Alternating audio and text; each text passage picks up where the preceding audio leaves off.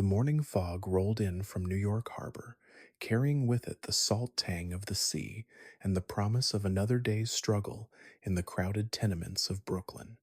In the winter of 1899, as the 19th century drew to its close, the Navy Yard section pulsed with the rhythms of immigrant life. Italian voices mixed with Irish accents and German consonants in a linguistic symphony that echoed through the narrow streets, while the smell of garlic and olive oil wafted from third floor windows, competing with the aroma of fresh bread from corner bakeries and the less pleasant odors of too many people living in too small a space. On Navy Street, in a four-story brick tenement that had seen better days, Teresa Capone stood at her kitchen window, watching the morning unfold below. Her hands, red and rough from endless washing, rested momentarily on the windowsill as she observed the familiar choreography of her neighborhood coming to life. Pushcart vendors were already calling their wares in broken English, their voices carrying the musical cadences of their homeland. Horse-drawn wagons clattered over cobblestones, their iron wheels creating a percussion that would continue from dawn until well past dusk. Teresa turned back to her stove, where a pot of coffee bubbled alongside a pan of eggs that would need to stretch to feed 9 mouths this morning. The apartment, with its 4 rooms and communal hallway bathroom, housed her husband Gabrielle, herself, and their 7 children, ranging in age from baby Umberto to teenage Vincenzo. The walls seemed to breathe with the weight of so many lives pressed together, the thin plaster offering little privacy and less sound protection from the family arguments, celebrations, and daily dramas that played out in similar apartments throughout the building. In the corner of the front room that served as both parlor and dining space, 9-year-old Alphonse sat at the scarred wooden table, carefully copying letters in his composition book. The morning light streaming through the window cast shadows across his work, and he squinted slightly as he formed each character with the methodical precision that his teachers at public school number 142 had drilled into him. His dark hair fell across his forehead, and he pushed it back with ink-stained fingers, a gesture that would become characteristic in the years ahead. Gabriele Capone emerged from the bedroom, adjusting the collar of his white shirt and smoothing his mustache with practiced movements. At 42, he carried himself with the quiet dignity of a man who had crossed an ocean to build a better life for his family, though the lines around his eyes spoke of the constant worry that accompanied such ambition. His barber shop on Park Avenue, just a few blocks away, provided a modest but steady income that kept the Capone family fed and clothed, though luxuries remained distant dreams. The father paused to examine his son's schoolwork, nodding approvingly at the neat handwriting and careful attention to detail. Education, he believed firmly, would be the key to lifting the Capone children above the circumstances of their birth. In the old country, such opportunities had been reserved for the wealthy, but here in America, even the children of poor immigrants could learn to read and write, could perhaps rise to positions of respect and prosperity. As Gabriele gathered his leather tool case and prepared to leave for work, the sounds of the awakening tenement surrounded them. O'Brien from the apartment below was already hanging laundry from her fire escape, the wet sheets snapping in the harbor breeze. The Mullers from across the hall were having their usual morning argument in rapid German, their voices rising and falling in predictable patterns. From somewhere above came the crying of the Benedetto baby, adding its plaintive voice to the symphony of overcrowded humanity. Young Alphonse finished his copying exercise and looked up at his father, who ruffled the boy's hair with affectionate pride. The gesture was brief but warm, one of the small moments of tenderness that punctuated the harsh realities of tenement life. Gabriele understood that his children would face challenges he could barely imagine, that the America of their generation would be different from the one he had encountered as a young immigrant. But he also believed, with the faith of a man who had already overcome tremendous obstacles, that hard work and determination would see them through. The barber shop where Gabriele spent his days was a modest establishment, squeezed between a butcher shop and a dry goods store on a busy commercial street. The scent of bay rum and talcum powder filled the small space, mixing with the aroma of fresh baked rolls from the bakery next door and the less pleasant smell of horse manure from the street outside. Italian men gathered there not just for haircuts and shaves, but for conversation, for news from the old country, and for the comfort of speaking their native language in a world that often seemed hostile to foreign tongues. As Gabriele worked, carefully trimming mustaches and shaving weathered faces with his straight razor, he listened to the talk that flowed around his chair. There were discussions of work prospects at the Navy Yard, where many Italian immigrants found employment in the shipbuilding trades. There were debates about politics, both American and Italian, and endless speculation about relatives still in the homeland.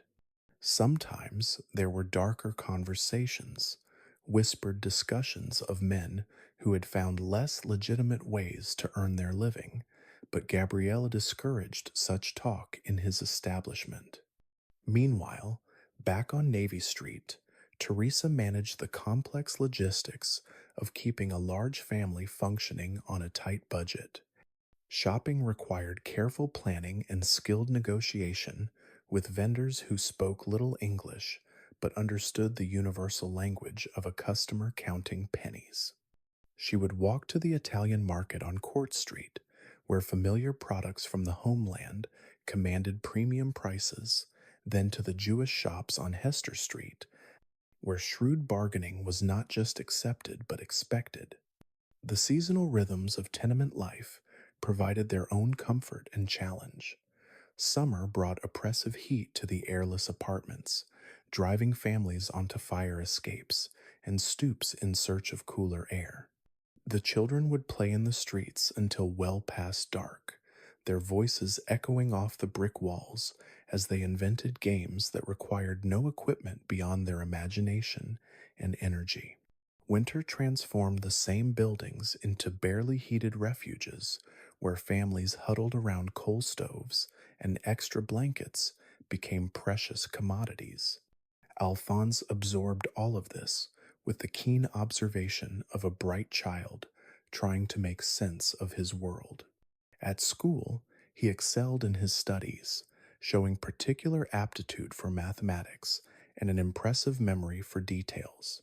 His teachers noted his intelligence, but also a certain restlessness, a quality that seemed to run in families that had been bold enough to abandon everything familiar for the uncertain promise of America.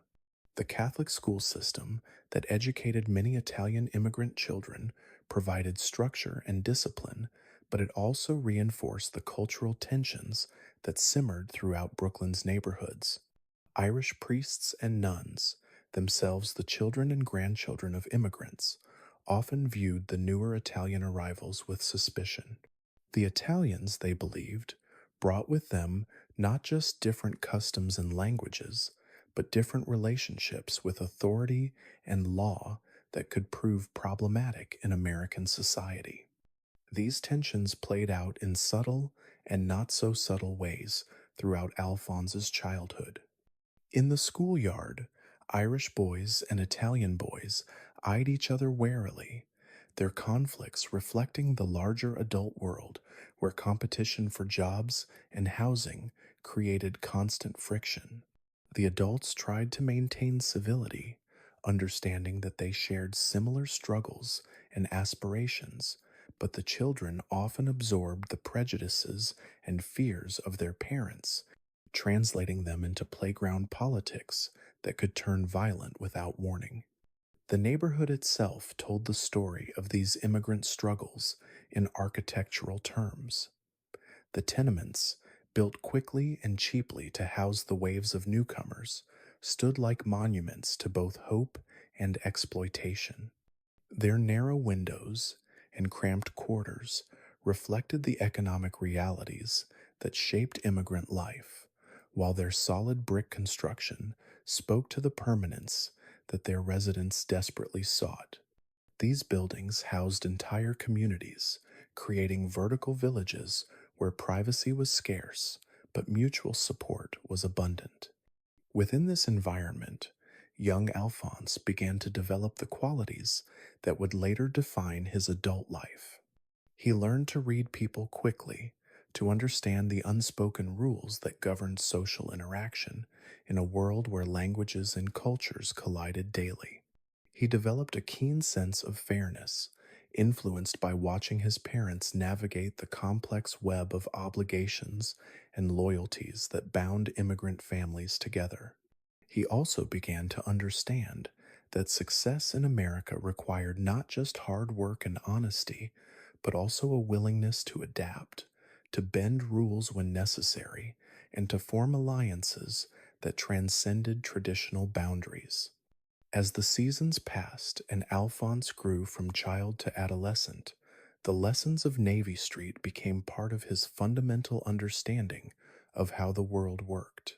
He saw that respect was earned through a combination of strength and generosity, that loyalty was the most valuable currency in a world where institutions often failed immigrants, and that sometimes the official rules and the real rules were very different things. These insights, formed in the crucible of tenement life, would guide his decisions in the years ahead, shaping not just his criminal career, but his entire approach to human relationships and social organization. The evening ritual of family dinner brought the Capones together around their small table, where Teresa served pasta with whatever sauce the budget allowed, and Gabriele shared selected stories from his day at the barber shop. The conversations mixed English and Italian in the fluid way of immigrant households, with the children translating American concepts for their parents, and the parents explaining old country traditions to their increasingly American children. These moments of togetherness, brief interludes in lives dominated by work and worry, created the emotional foundation that would sustain the family through the challenges ahead. As night settled over Brooklyn and the sounds of the tenement gradually quieted, young Alphonse would lie in the bed he shared with his brothers, listening to the city beyond their windows. The harbor fog would roll in again, muffling the distant sounds of ships and factories, creating a blanket of silence that settled over the immigrant neighborhoods like a promise of rest.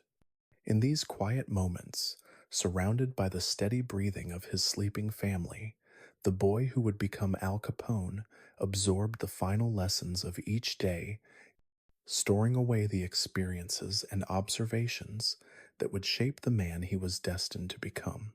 The immigrant experience that shaped Alphonse's childhood was not unique to the Capone family, but rather part of a vast human drama playing out in cities across America.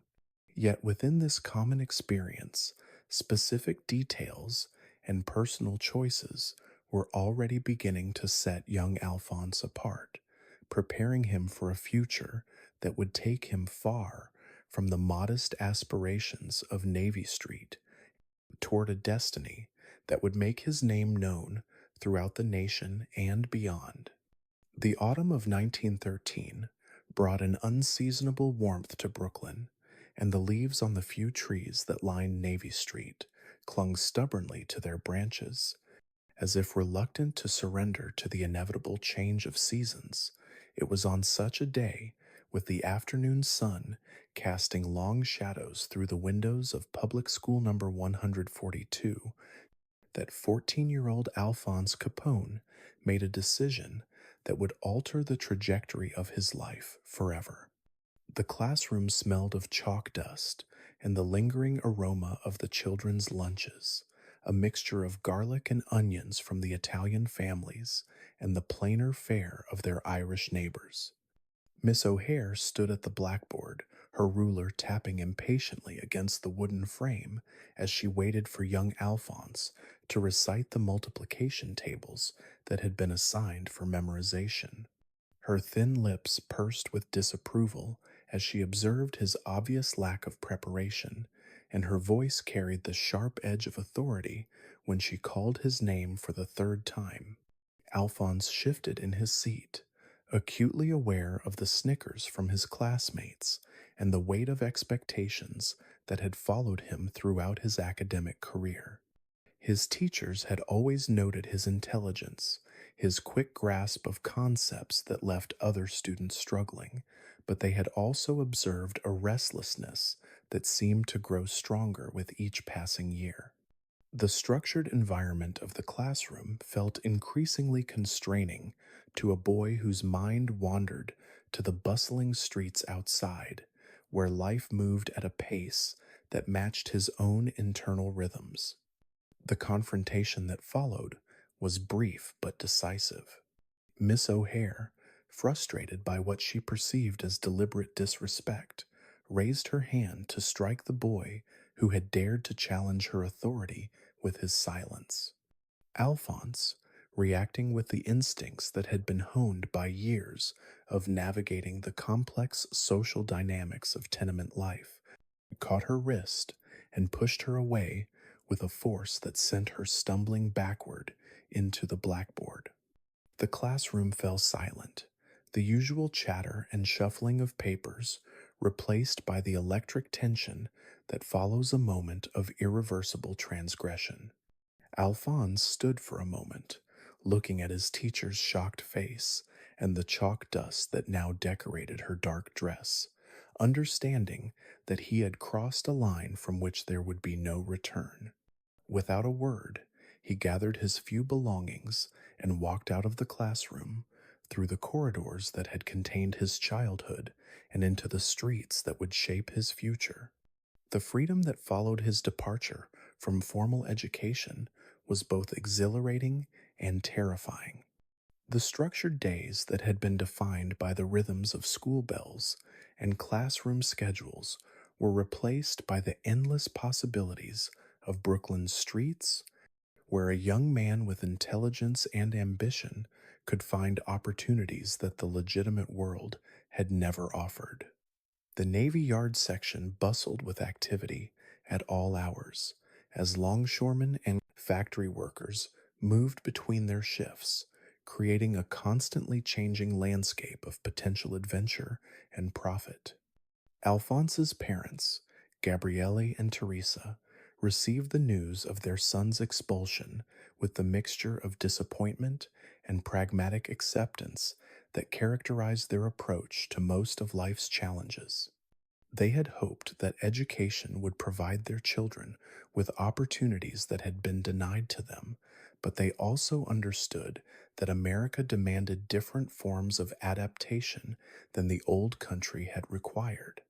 Within days, Gabriele had arranged for his son to work at Gennaro Francolino's candy store on Navy Street, a legitimate employment that would keep the boy occupied while providing a small contribution to the family's income. The candy store occupied the ground floor of a narrow building wedged between a cobbler's shop and a small grocery that catered to the Italian families in the neighborhood. The interior was cramped but organized, with glass jars filled with colorful confections lining the shelves and a few small tables where customers could sit to enjoy their purchases. The smell of chocolate and peppermint mixed with the aroma of roasted nuts and the occasional whiff of tobacco from the cigars that Francolino sold to his adult customers. The work itself was straightforward but monotonous. Alphonse swept floors, restocked shelves, and served customers with the polite efficiency that his upbringing had instilled in him. He learned to operate the brass cash register with its ornate decorations and satisfying mechanical sounds, counting change and making conversation with the neighborhood children who pressed their noses against the glass cases filled with penny candy. The legitimate world of commerce, he discovered, operated according to predictable rules and modest rewards, offering security in exchange for conformity.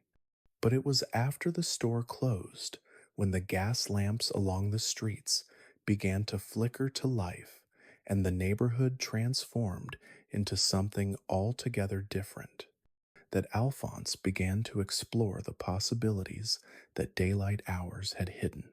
The same streets that had seemed ordinary during business hours revealed themselves to be theaters of opportunity once darkness fell.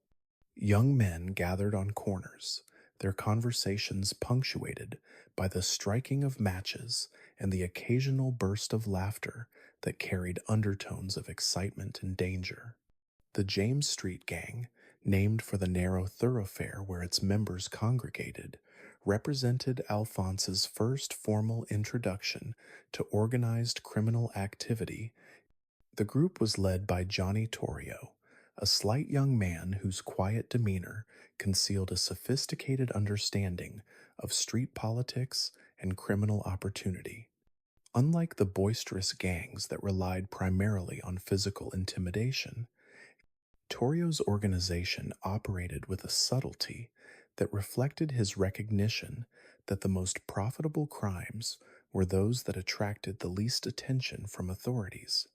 The initiation into gang membership was gradual and almost imperceptible, beginning with casual invitations to join the group for evening gatherings and progressing through small acts of loyalty and competence that demonstrated Alphonse's reliability. His first criminal acts were modest in scope, but significant in their psychological impact. A few apples lifted from a pushcart while the vendor was distracted by another customer. A handful of cigars slipped into his pocket while Francolino was occupied with inventory. These small thefts were less about the material value of the stolen goods than about the thrill of transgression and the confidence that came from successfully deceiving authority figures. The camaraderie that developed among the gang members provided something that Alphonse had not found in either his family life or his legitimate employment. These young men, most of them from similar immigrant backgrounds, understood the frustrations and ambitions that drove bright individuals toward questionable choices. They shared stories of successful schemes and narrow escapes from detection, creating a oral tradition that celebrated cleverness and condemned only failure and betrayal.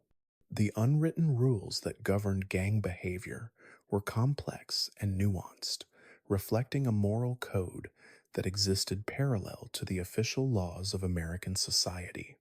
Loyalty to fellow gang members took precedence over almost every other consideration, but this loyalty had to be earned through demonstrated courage and competence.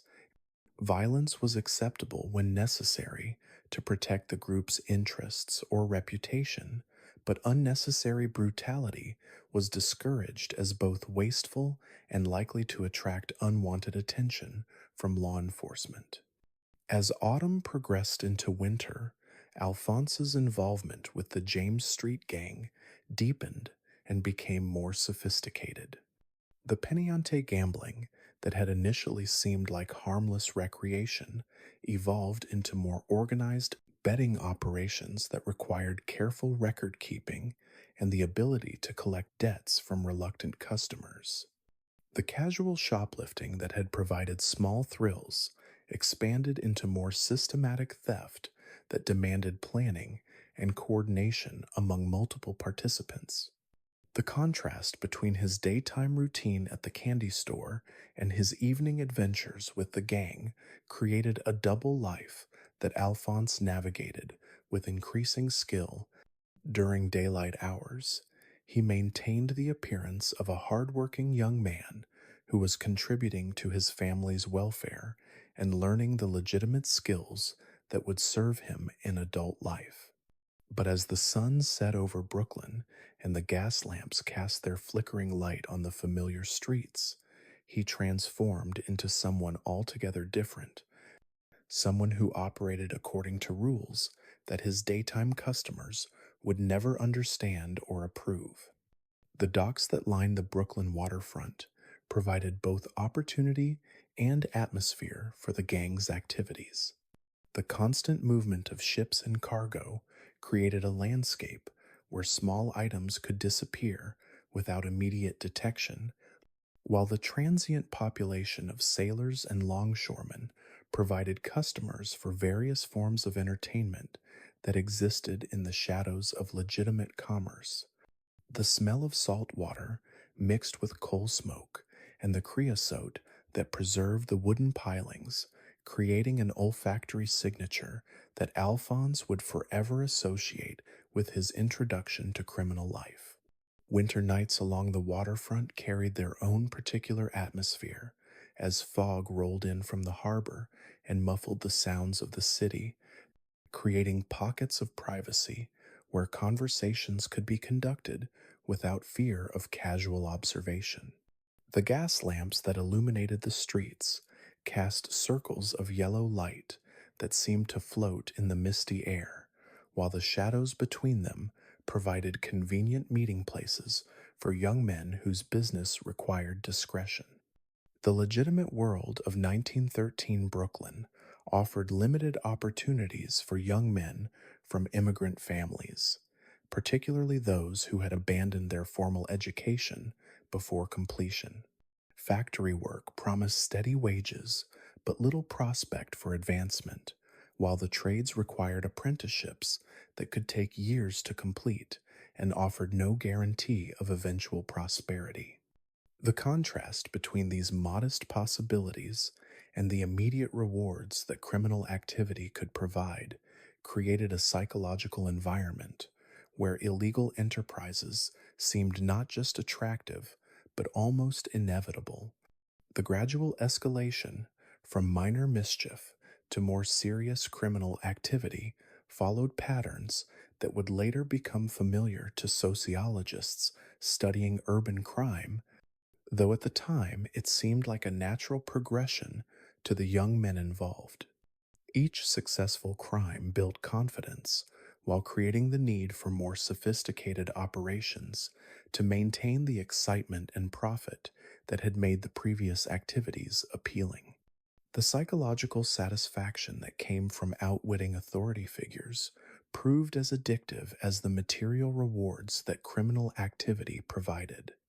As winter deepened and the holiday season approached, Alphonse found himself increasingly committed to the path he had chosen.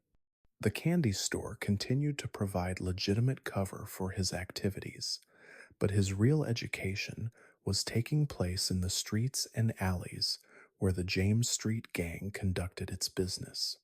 The lessons he learned there about human nature and social organization, about loyalty and betrayal, about the relationship between risk and reward, would prove more valuable than any formal schooling in shaping his approach to the challenges that lay ahead.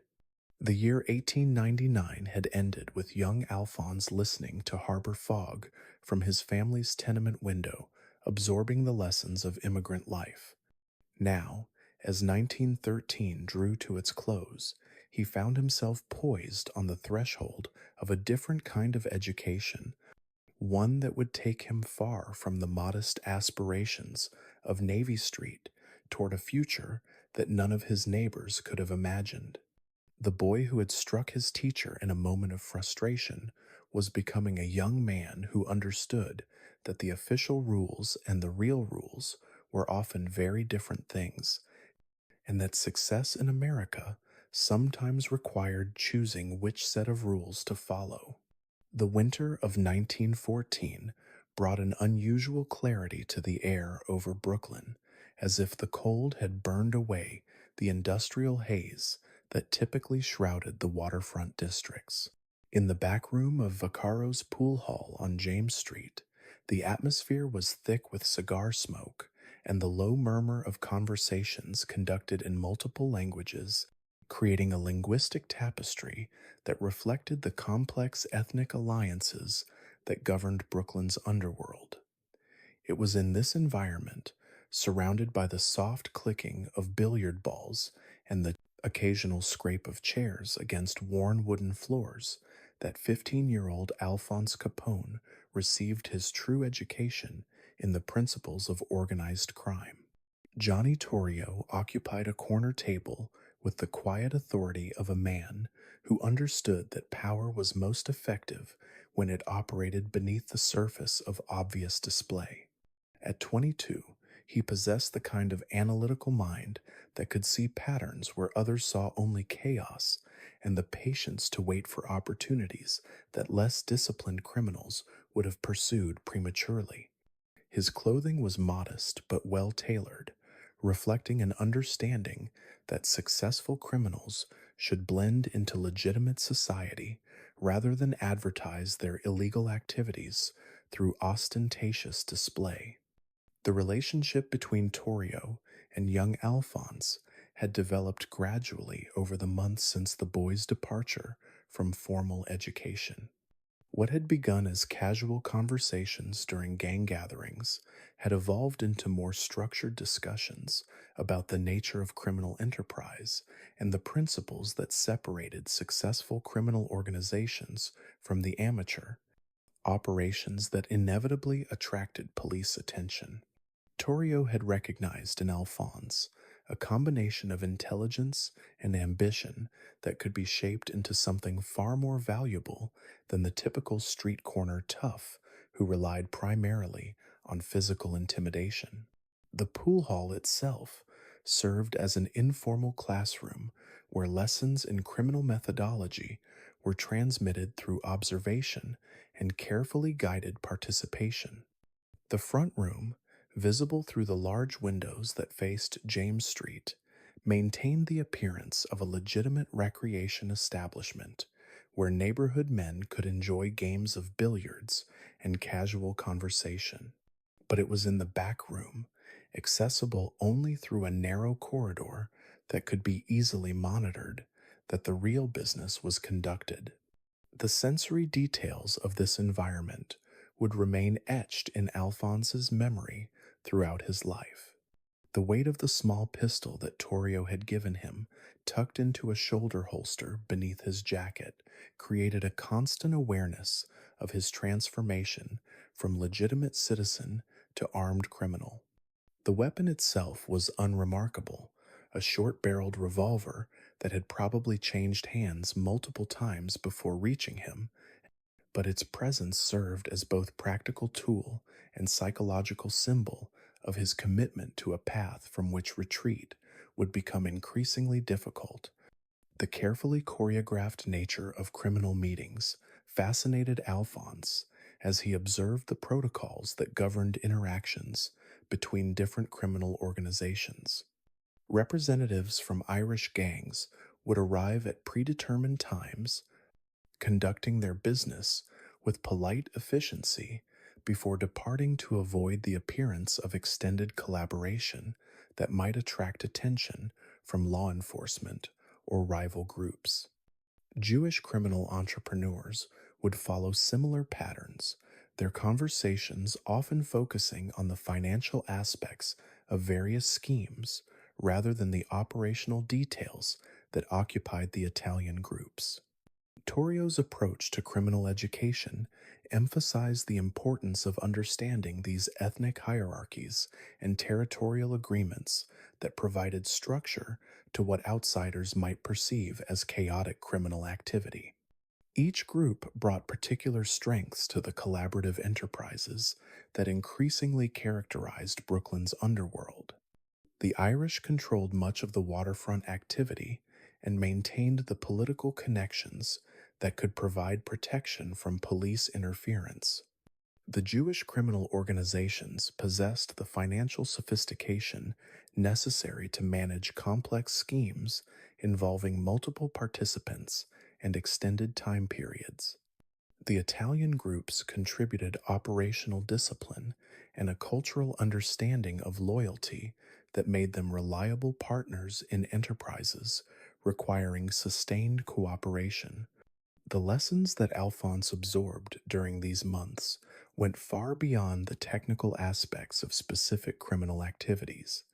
Torrio emphasized the psychological dimensions of criminal leadership, explaining how successful crime required the same combination of vision and execution that characterized legitimate business enterprises.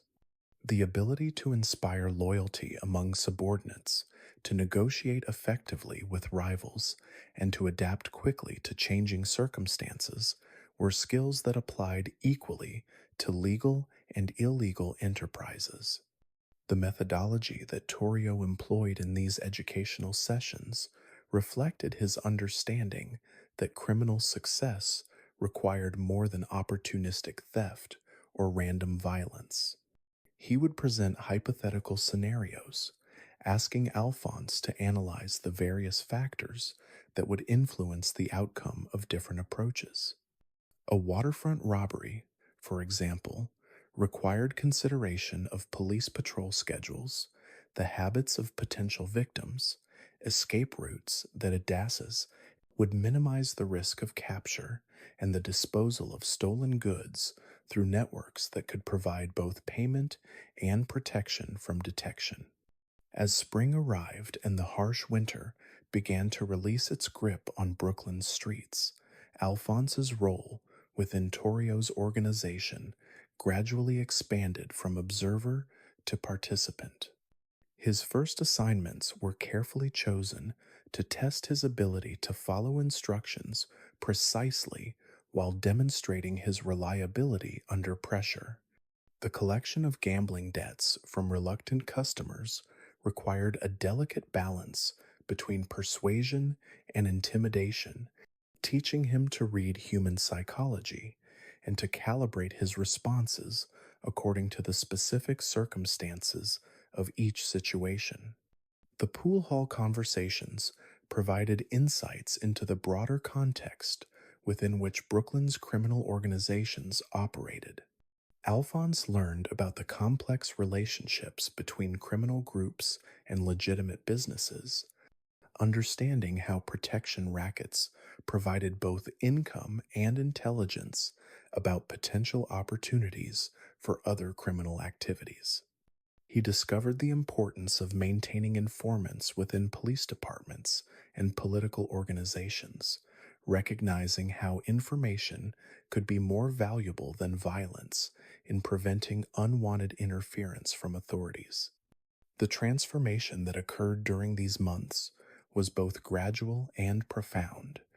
The boy who had left school in a moment of frustrated anger was becoming a young man who understood that sustainable criminal success required the same strategic thinking and organizational skills that characterized any complex enterprise. Torrio's influence encouraged him to think beyond immediate gratification toward longer term objectives that would require careful planning and patient execution. The sensory memories of this period would later seem almost nostalgic in their simplicity. The aroma of coffee brewing in the back room mixed with the ever present cigar smoke, creating an atmosphere that suggested serious business conducted in comfortable surroundings. The sound of street traffic filtering through the windows provided a constant reminder of the legitimate world that continued its daily routines just beyond the walls where criminal conspiracies were planned and executed. The weapons training that became part of Alphonse's education reflected Torrio's understanding that violence, while not the primary tool of sophisticated criminal organizations, remained an essential capability that could not be ignored. The sessions took place in a basement beneath a seemingly abandoned warehouse, where the concrete walls absorbed the sound of gunshots and provided privacy for instruction in marksmanship and weapon maintenance. Alphonse learned to handle firearms with the same methodical precision that characterized all of Torrio's approaches to criminal activity. The psychological aspects of this training extended beyond technical proficiency with weapons. Torrio emphasized the importance of understanding when violence was necessary and when it would be counterproductive, teaching his student to distinguish between situations that required immediate physical response and those that could be resolved through other means. The ability to project the threat of violence without actually resorting to it, he explained, was often more effective than actual brutality in achieving desired outcomes. As summer approached and the pool hall's back room grew uncomfortably warm despite the efforts of electric fans that provided minimal relief from the humid air, the conversations began to focus on opportunities that extended beyond Brooklyn's familiar boundaries. Torrio spoke increasingly of Chicago, where prohibition sentiment was growing stronger and where the potential for expansion seemed limitless for criminal organizations with sufficient vision and capital to take advantage of changing circumstances. The ethnic dynamics that Alphonse had observed in Brooklyn's criminal underworld were replicated on a larger scale in other American cities, Torrio explained, but the specific details varied according to local conditions and historical patterns of immigration. Understanding these variations would be essential for any criminal organization that aspired to operate beyond its original territory, requiring the same kind of cultural sensitivity and strategic adaptation that legitimate businesses employed when expanding into new markets. The philosophical discussions that punctuated these practical lessons reflected Torrio's belief that successful criminals needed to understand their place within larger social and economic systems. Crime, he argued, was not simply a rejection of legitimate society, but rather an alternative approach to achieving the same objectives that motivated law abiding citizens. The desire for wealth, respect, and security drove both legitimate businessmen and criminal entrepreneurs, with the primary difference being the possible methods employed rather than the ultimate goals pursued.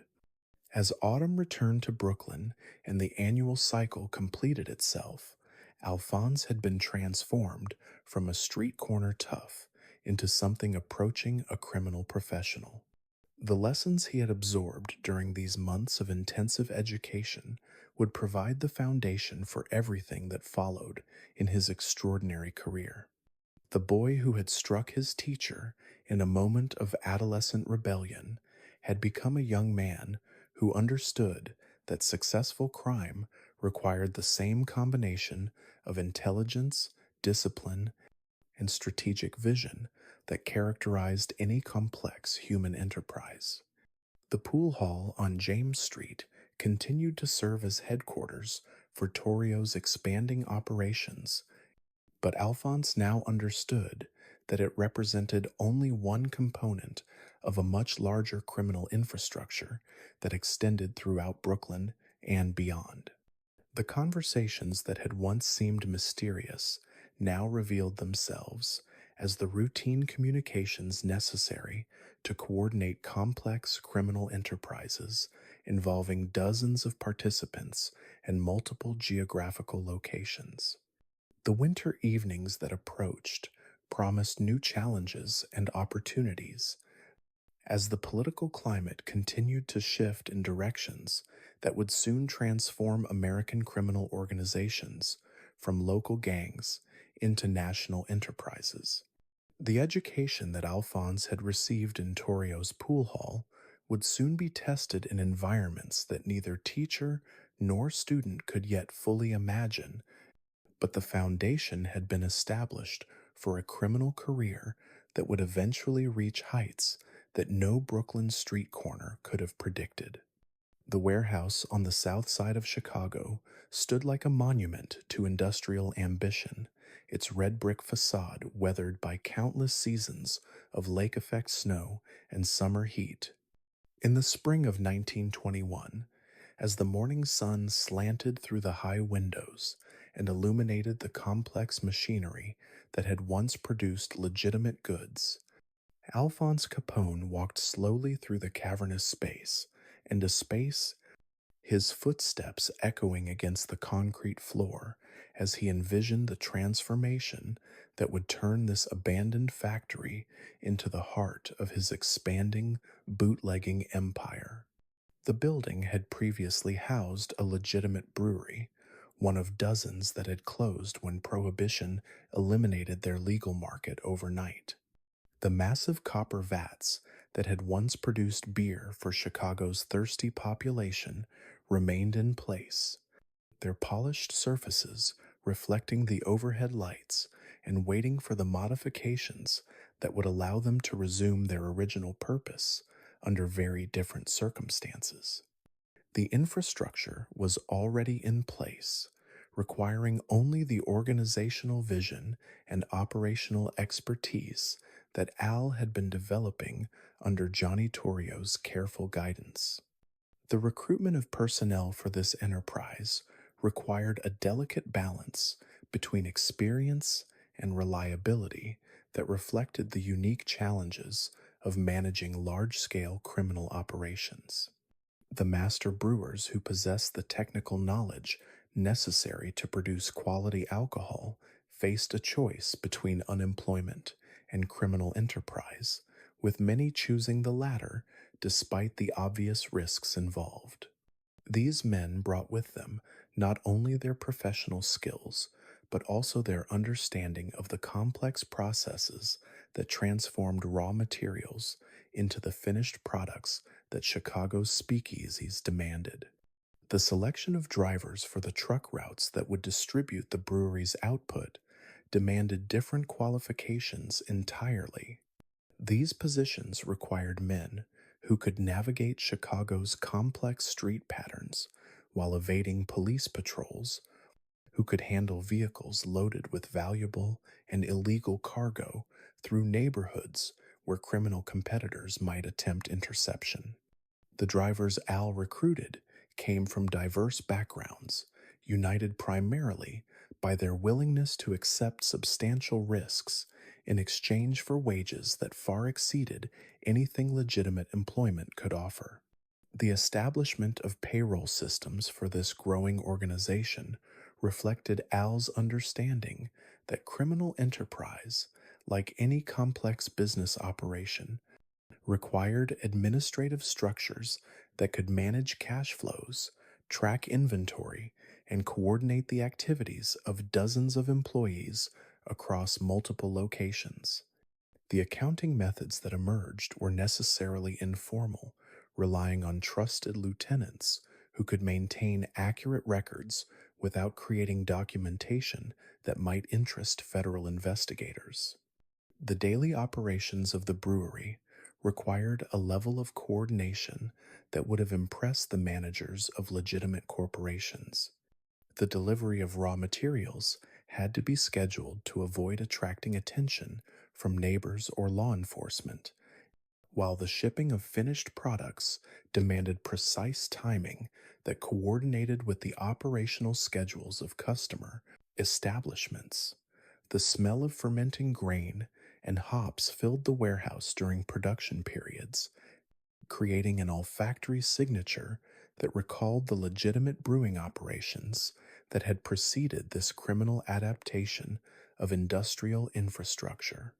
The business meetings that coordinated these complex operations often took place in social settings that provided both privacy and plausible cover for gatherings of men whose associations might otherwise attract unwanted scrutiny.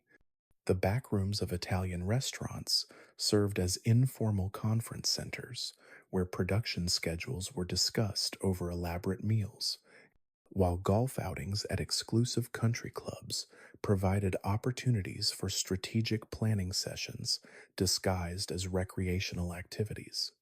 These gatherings reflected Al's growing understanding that successful criminal enterprise required the same social and professional networks that facilitated legitimate business relationships. The leadership style that Al developed during this period of rapid organizational growth drew upon lessons he had learned during his apprenticeship in Brooklyn's criminal underworld, but adapted them to the larger scale and greater complexity of Chicago's bootlegging operations. His ability to inspire loyalty among subordinates stemmed partly from his willingness to share the financial rewards of successful criminal enterprise, but also from his demonstration of personal courage and his consistent support for employees who faced difficulties with law enforcement or criminal competitors. The territorial expansion that accompanied the growth of Al's organization required careful negotiation with existing criminal groups that controlled various neighborhoods throughout Chicago's sprawling metropolitan area. These discussions, conducted with the diplomatic sophistication that had become characteristic of Prohibition era criminal enterprise, addressed issues of market allocation, price coordination, and mutual protection that reflected the increasingly corporate nature of large scale bootlegging operations.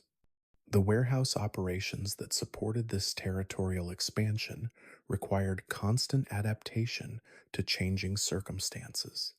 Federal agents periodically raided suspected brewing facilities, forcing criminal organizations to develop contingency plans that could quickly relocate production to alternative sites. The mobile nature of these operations demanded transportation networks that could move not only finished products, but also the equipment and personnel necessary to establish new brewing facilities on short notice.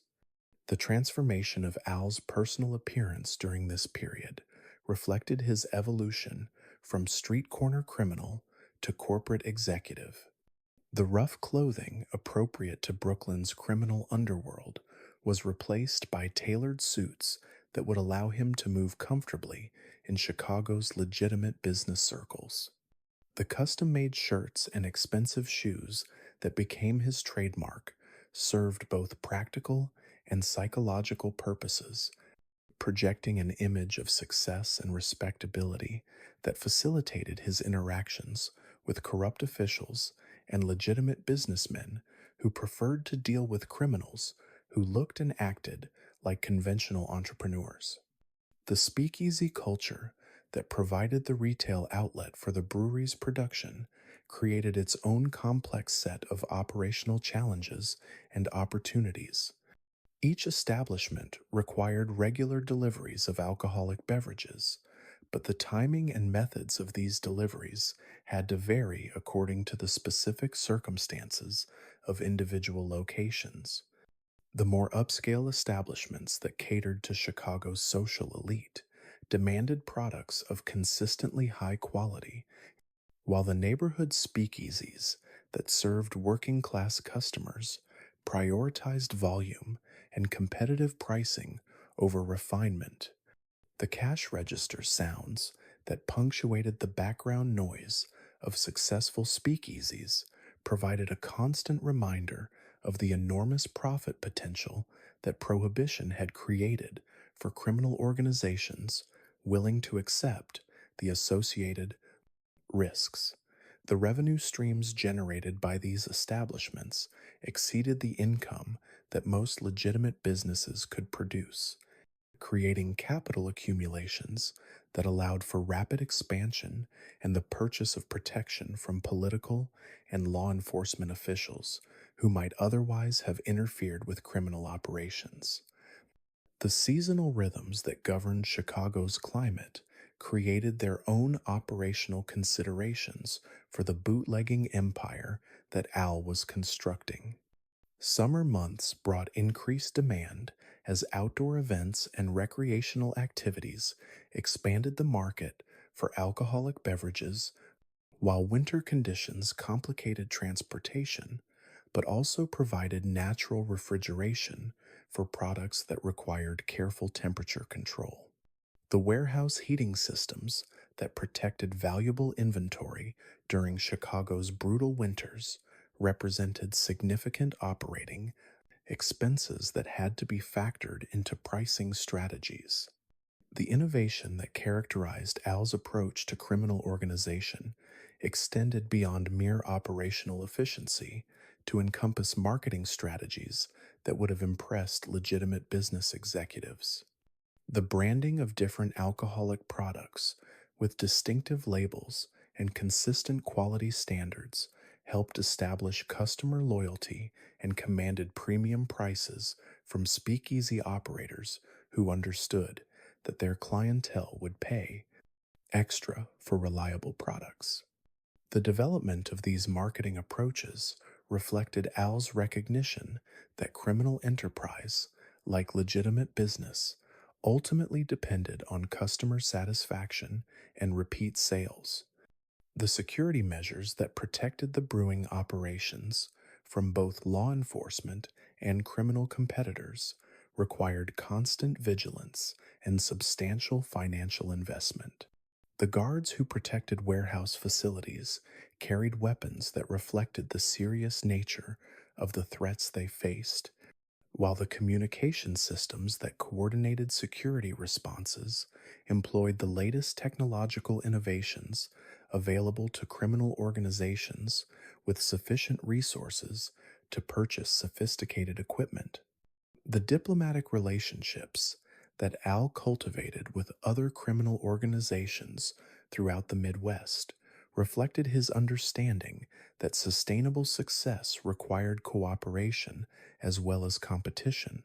The agreements that divided territorial markets and coordinated responses to law enforcement pressure created a framework for criminal collaboration that resembled the trade associations and industry cooperatives that facilitated legitimate business relationships.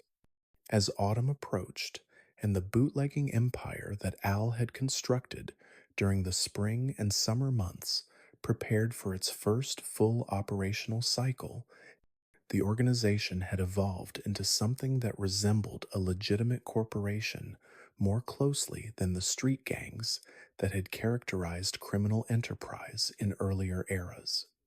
The employees who depended on the organization for their livelihoods numbered in the hundreds, while the customers who relied on its products included some of Chicago's most prominent citizens and influential institutions. The warehouse that had begun as an abandoned industrial facility had been transformed into the nerve center of an operation that generated revenue comparable to major legitimate corporations. The sounds that filled the building during operational periods reflected the complex coordination required to manage large scale criminal enterprise. The mechanical noises of brewing equipment, the conversations of workers and supervisors, the telephone calls that coordinated deliveries and collections, and the constant flow of vehicles that connected the central facility to the network of speakeasies and other customers that provided the market for its products. The success that Al had achieved in building this criminal corporation during his first full year of operations in Chicago established patterns and relationships that would influence the development of organized crime throughout the Prohibition era. The organizational innovations and management techniques that he had developed would be adopted by criminal groups throughout the country, while the territorial arrangements and political alliances that protected his operations would serve as models for similar enterprises in other American cities. The young man who had arrived in Chicago as Johnny Torrio's protege had become the architect of a criminal empire that would soon require even more sophisticated organizational structures and strategic vision to manage the challenges and opportunities that lay ahead. The fog that rolled in from Lake Michigan on the evening of October 15th, 1922, carried with it more than the usual chill of autumn. As the mist settled over Chicago's north side, it seemed to muffle not only the sounds of the city, but also the tensions that had been building between competing criminal organizations throughout the bootlegging season. In his suite at the Lexington Hotel, Alphonse Capone stood at the window overlooking the darkening streets, contemplating the strategic challenges that threatened to disrupt the carefully constructed empire he had spent 2 years building. The territorial disputes that had emerged during the summer months reflected the inevitable conflicts that arose when multiple criminal organizations competed for control of Chicago's lucrative bootlegging markets. The North Side Gang, led by the ambitious and unpredictable Dion O'Banion, had begun encroaching on territories that Al considered essential to his organization's continued expansion. These violations of established boundaries were not merely matters of criminal pride, but represented threats to revenue streams that supported hundreds of employees and dozens of business operations. The psychology of criminal leadership during this period required a delicate balance between decisive action and careful calculation. Al understood that his response to territorial challenges would be observed and analyzed by every criminal organization in Chicago, creating precedents that would influence future negotiations and conflicts.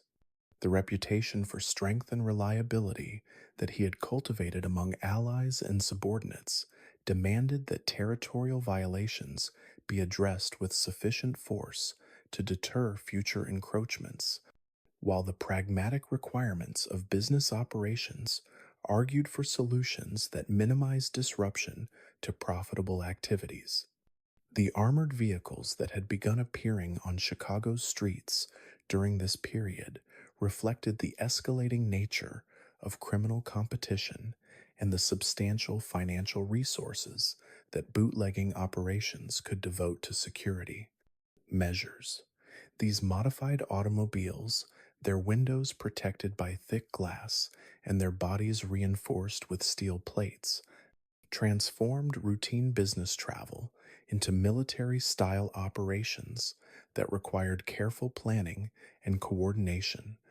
The sound of these heavily protected convoys moving through the city's neighborhoods served as audible reminders of the violent potential that lay beneath the surface of Chicago's booming criminal economy. The transformation of legitimate businesses into criminal fortresses represented one of the most visible changes that Prohibition era competition brought to Chicago's commercial landscape. Barbershops, restaurants, and other establishments that served as fronts for criminal operations installed steel doors, bulletproof windows, and sophisticated alarm systems that could summon armed reinforcements within minutes of any disturbance. The customers who frequented these businesses learned to recognize the subtle signs that indicated when heightened security measures were in effect, adapting their behavior to accommodate the requirements of establishments that served both legitimate and criminal functions. The strategic planning that preceded major confrontations between criminal organizations resembled the preparation that military commanders employed when facing enemy forces of comparable strength and resources. Intelligence gathering became a crucial component of these preparations as criminal leaders sought to understand their opponents' operational patterns, security measures, and potential vulnerabilities. The information that emerged from these investigations often determined the difference between successful operations and costly failures that could devastate criminal organizations and their leadership. The nighttime meetings that coordinated these strategic operations took place in locations chosen for their combination of privacy and security. The back rooms of trusted restaurants provided neutral ground where representatives of different criminal organizations could negotiate territorial agreements or discuss responses to external threats. These gatherings operated according to protocols that had evolved from the ethnic traditions that various criminal groups had brought from their countries of origin, combined with innovations that reflected the unique circumstances of American criminal enterprise. The weight of decisions that could determine life and death created psychological pressures that distinguished criminal leadership from other forms of business management. Al found that the constant awareness of personal danger and responsibility for others' safety required mental disciplines that his earlier criminal education had only partially prepared him to handle. The sleep patterns that had once provided reliable restoration became irregular and fragmented as the demands of security and strategic planning extended into hours that legitimate businessmen could devote to rest and recreation.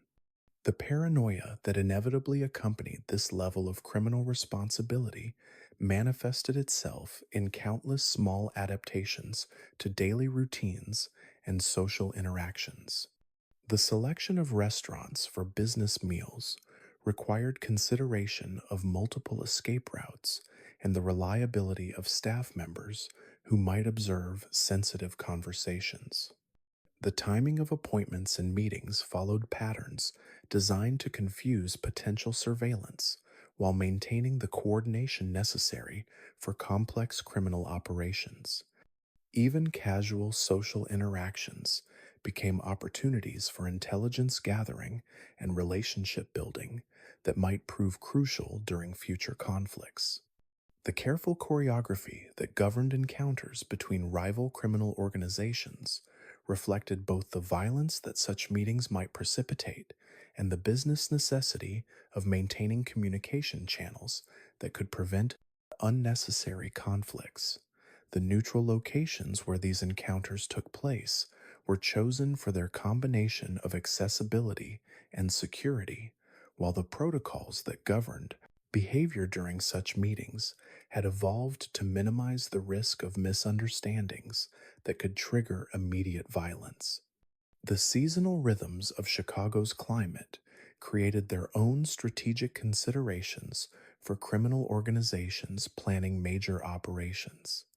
The shorter daylight hours of autumn and winter provided additional cover for activities that required concealment from law enforcement or civilian observation, while the harsh weather conditions that characterized Chicago's winters could either complicate or facilitate various types of criminal enterprise.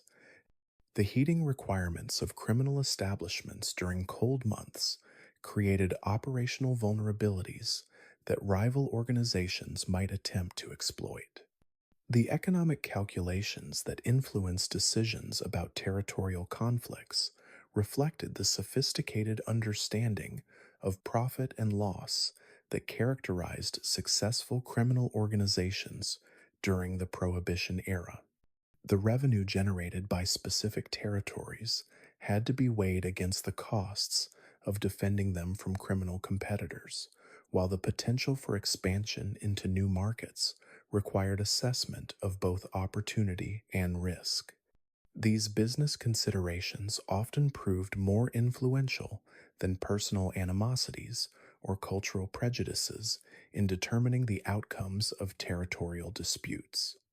The communication systems that coordinated criminal operations during periods of heightened tension employed both traditional methods and technological innovations that reflected the resources available to successful bootlegging. Organizations, telephone networks that connected various criminal establishments required constant monitoring for potential surveillance, while messenger services that carried sensitive information between different locations employed security measures that would have impressed legitimate corporations dealing with confidential business intelligence.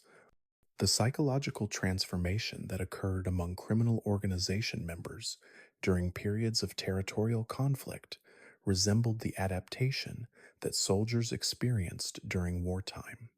The casual attitude toward violence that had characterized earlier periods of criminal activity evolved into a more systematic and professional approach to the use of force as a business tool.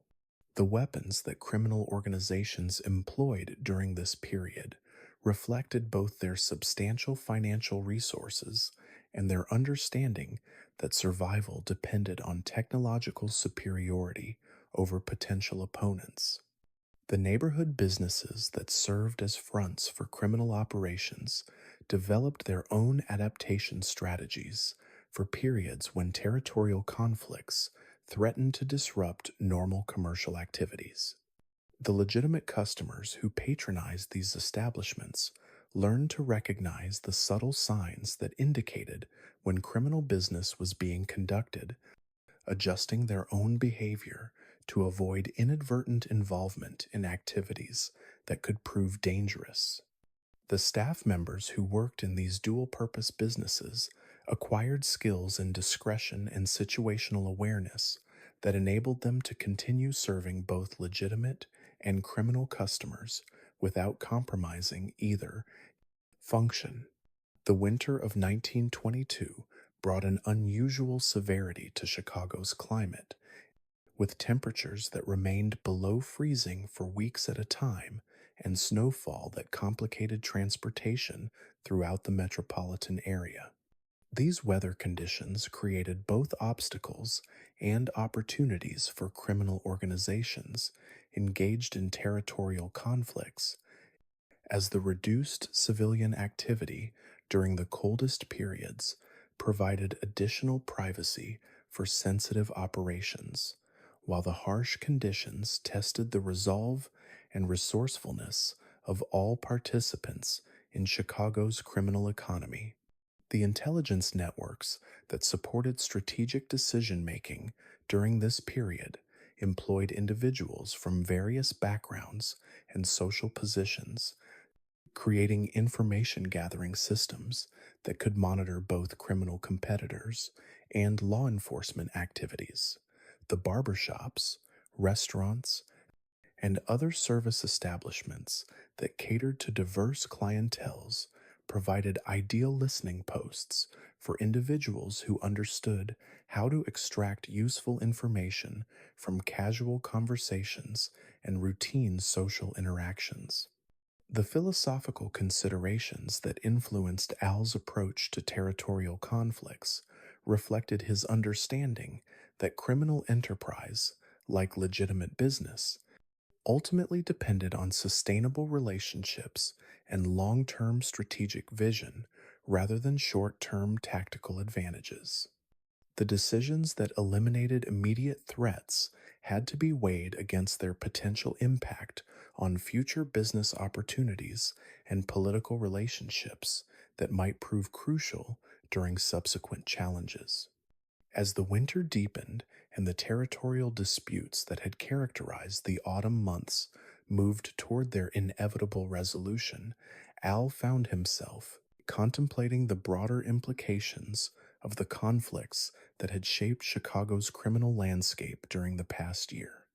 The organizational structures and strategic approaches that had emerged from these confrontations would influence the development of criminal enterprise throughout the Prohibition era, while the precedents established during this period would guide similar organizations in other American cities facing comparable challenges. The spring that approached promised new opportunities for expansion and development, but also new challenges that would require even more sophisticated organizational capabilities and strategic vision. The young man who had once walked the streets of Brooklyn as Johnny Torrio's apprentice had become the architect of a criminal empire that would soon need to adapt to changes in both criminal competition and law enforcement pressure that no previous generation of American criminals had ever faced. The spring of 1923 brought an unseasonable warmth to the prairie that surrounded Chicago, and with it came opportunities for expansion that beckoned like distant horizons to Alphonse Capone as he stood on the observation deck of his downtown office building. The city sprawled beneath him in all directions, its neighborhoods and industrial districts connected by streetcar lines and newly paved roads that extended into the suburban communities where middle class families were building lives that seemed far removed from the criminal. Enterprises that flourished in the urban core. Yet these same suburban areas represented untapped markets for the services that Al's organization could provide, territories where the demand for illegal alcohol, gambling, and other prohibited pleasures created opportunities for systematic expansion. The automobile had transformed the landscape of criminal possibility during the early 1920s as reliable transportation made it feasible to coordinate operations across distances that would have been prohibitive in earlier eras. The dusty roads that connected Chicago to the farming communities of northern Illinois and southern Wisconsin carried more than agricultural products during this period. Hidden among the legitimate traffic of produce trucks and farm equipment were the vehicles that transported illegal alcohol from rural distilleries to urban markets, creating distribution networks that spanned multiple counties and required coordination between criminal organizations that had previously operated in isolation. The establishment of new territories beyond Chicago's traditional boundaries demanded a sophisticated understanding of local conditions and existing power structures that differed significantly from the urban environment where Al had learned his criminal trade. The small towns and suburban communities that dotted the Midwest landscape each possessed their own social hierarchies and political arrangements, often dominated by local business leaders and farmers whose cooperation would be essential for any criminal organization seeking to establish sustainable operations in these areas. The recruitment of local operators for these expanding territories required careful assessment of individuals who possessed both the necessary criminal skills and the community connections that could facilitate illegal activities without attracting unwanted attention from law enforcement or hostile local citizens. The men who emerged as candidates for these positions came from diverse backgrounds, united primarily by their willingness to accept the risks and rewards that criminal enterprise offered during the Prohibition era. Former bootleggers who had operated small scale operations found themselves recruited into larger organizations that could provide both capital and protection in exchange for territorial loyalty and operational competence. The complex negotiations required to avoid conflicts with existing criminal organizations reflected the increasingly sophisticated nature of criminal enterprise during this period. The territorial agreements that emerged from these discussions resembled diplomatic treaties more than the informal arrangements that had previously governed criminal relationships. Each agreement addressed specific issues of market allocation, revenue sharing, and mutual protection, creating frameworks for cooperation that allowed multiple criminal organizations to profit from the opportunities that Prohibition had created while minimizing the destructive conflicts that could devastate all participants.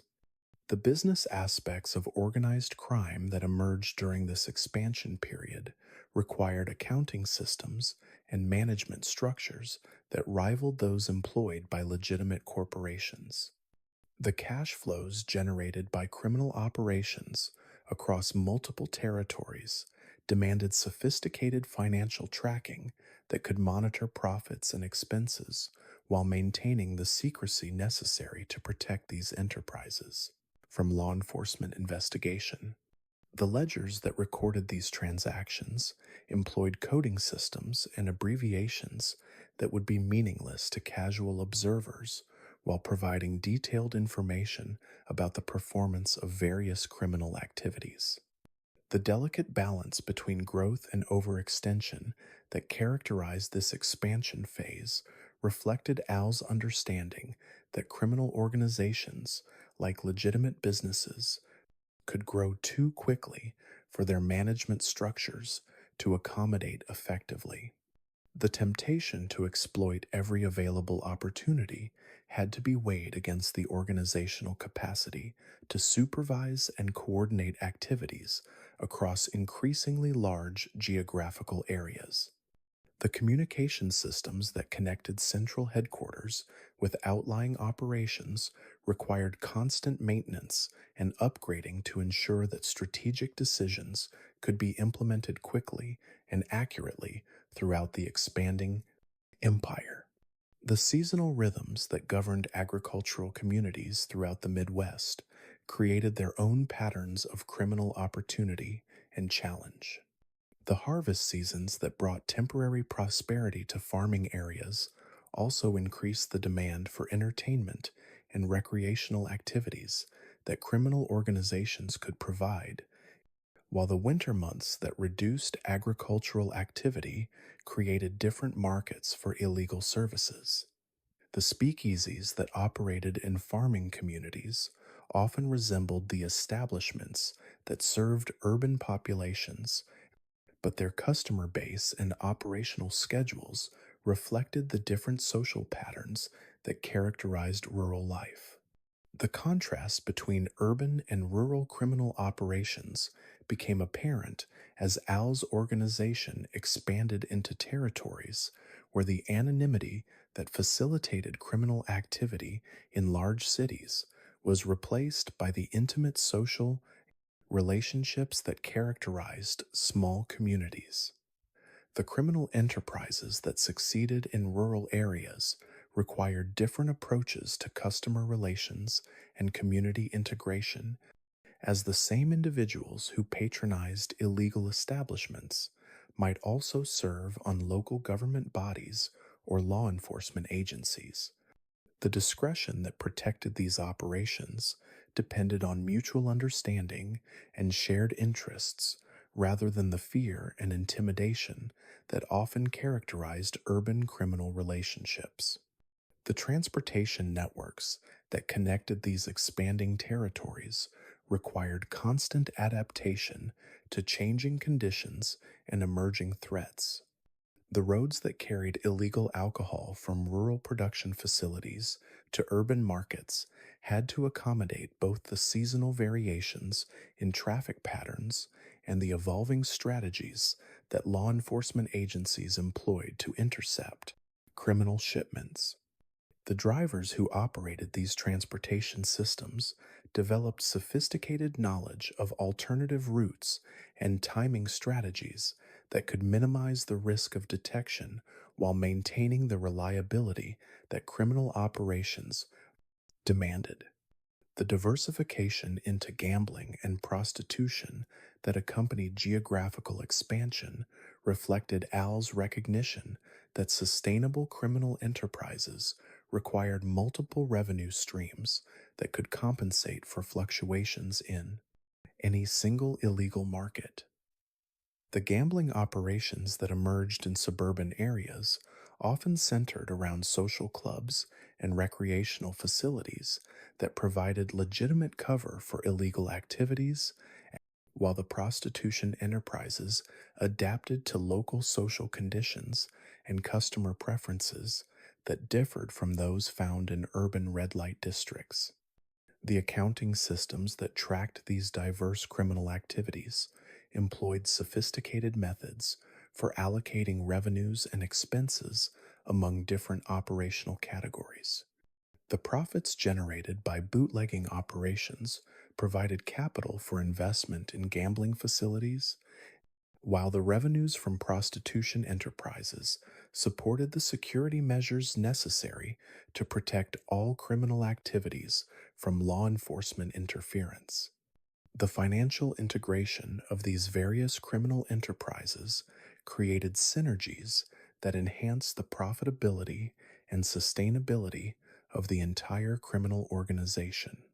The territorial agreements that governed these expanding operations addressed not only geographical boundaries, but also functional specializations that allowed different criminal organizations to focus on their areas of greatest competence, while benefiting from collaborative arrangements with groups that possessed complementary skills. The Irish criminal organizations that controlled much of Chicago's waterfront activity extended their influence into suburban areas where their political connections could provide protection for bootlegging operations, while Italian criminal groups that specialized in organizational discipline and operational security expanded into territories where these capabilities were most valued. The recruitment strategies that supported this expansion required careful assessment of potential employees who could adapt to the different operational requirements of suburban and rural criminal enterprises. The men who succeeded in these environments often possessed combinations of urban criminal experience and rural social connections that enabled them to bridge the cultural divide between different criminal operational contexts. The training programs that prepared these employees for their new responsibilities emphasized both technical skills and social adaptation techniques that would enable them to integrate effectively into the communities where they would operate. The communication systems that coordinated these geographically dispersed operations employed both traditional methods and technological innovations that reflected the resources available to successful criminal organizations during the both Crash Prohibition era. The telephone networks that connected various criminal establishments required sophisticated security measures to prevent law enforcement surveillance, while the messenger services that carried sensitive information between different locations employed individuals who possessed both reliability and detailed knowledge of local conditions. The seasonal variations that affected different types of criminal enterprises created operational challenges that required careful planning and resource allocation. The summer months that brought increased recreational activity to resort areas and vacation destinations created expanded markets for illegal alcohol and gambling services, while the winter periods that reduced travel and social activity in many areas required adaptation of criminal operations to changing demand patterns. The ability to predict and accommodate these seasonal fluctuations became crucial for maintaining profitability and operational efficiency throughout the annual cycle. The infrastructure development that supported this expanding criminal empire required substantial capital investment in facilities, equipment, and personnel that could maintain operational effectiveness across increasingly large geographical areas. The warehouses that stored illegal alcohol required strategic placement that balanced accessibility for distribution purposes with security considerations that could protect valuable inventory from both law enforcement and criminal competitors. The transportation facilities that supported these operations employed maintenance capabilities and security measures that rivaled those used by legitimate commercial enterprises. As autumn approached and the first full operational cycle of the expanded criminal empire neared completion, Al found himself contemplating the complex web of relationships and dependencies that now characterized his organization. The territorial boundaries that had seemed clear and simple during the initial expansion phase had evolved into a complex network of overlapping jurisdictions and shared responsibilities that required constant attention and periodic renegotiation. The success that had been achieved during this expansion period had created new challenges and opportunities that would demand even more sophisticated organizational capabilities and strategic vision.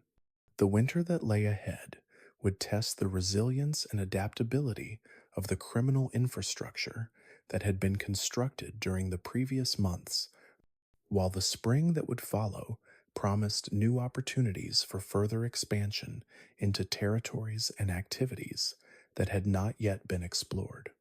The young man who had begun this journey as a street corner criminal in Brooklyn had become the architect of a regional criminal enterprise that spanned multiple states and employed hundreds of individuals in activities that generated revenues comparable to major legitimate corporations. The crystal chandeliers of the Palmer House cast warm light across the mahogany paneled dining room where Chicago's most influential citizens gathered on the evening of November 3rd, 1923. The air was thick with cigar smoke and the low murmur of conversations that would never be recorded in official transcripts, as men whose public positions demanded unwavering integrity engaged in private discussions that would shape the city's criminal and political landscape for years to come. At a corner table, strategically positioned to observe the room's dynamics while maintaining an appearance of casual dining, Alphonse Capone conducted the delicate negotiations that had become central to his organization's continued success. The systematic corruption of Chicago's political and law enforcement systems had evolved gradually from the opportunistic bribery that characterized earlier criminal enterprises into a sophisticated network of relationships that resembled a parallel government structure. The process had begun with modest payments to individual police officers who could be persuaded to ignore specific criminal activities in exchange for financial compensation that exceeded their official salaries. These initial arrangements had proven so mutually beneficial that they had expanded to include entire police districts, creating zones of protection that allowed criminal operations to function with minimal interference from law enforcement. The cultivation of relationships with political figures required different strategies entirely, as elected officials possessed both greater authority and more complex motivations than the police officers who provided tactical protection for criminal operations. The approach that Al had developed for these more sensitive negotiations emphasized long term relationship building rather than immediate transactional arrangements, recognizing that sustainable corruption required foundations of mutual trust and shared interest that could withstand the political pressures that periodically threatened to expose such collaborations.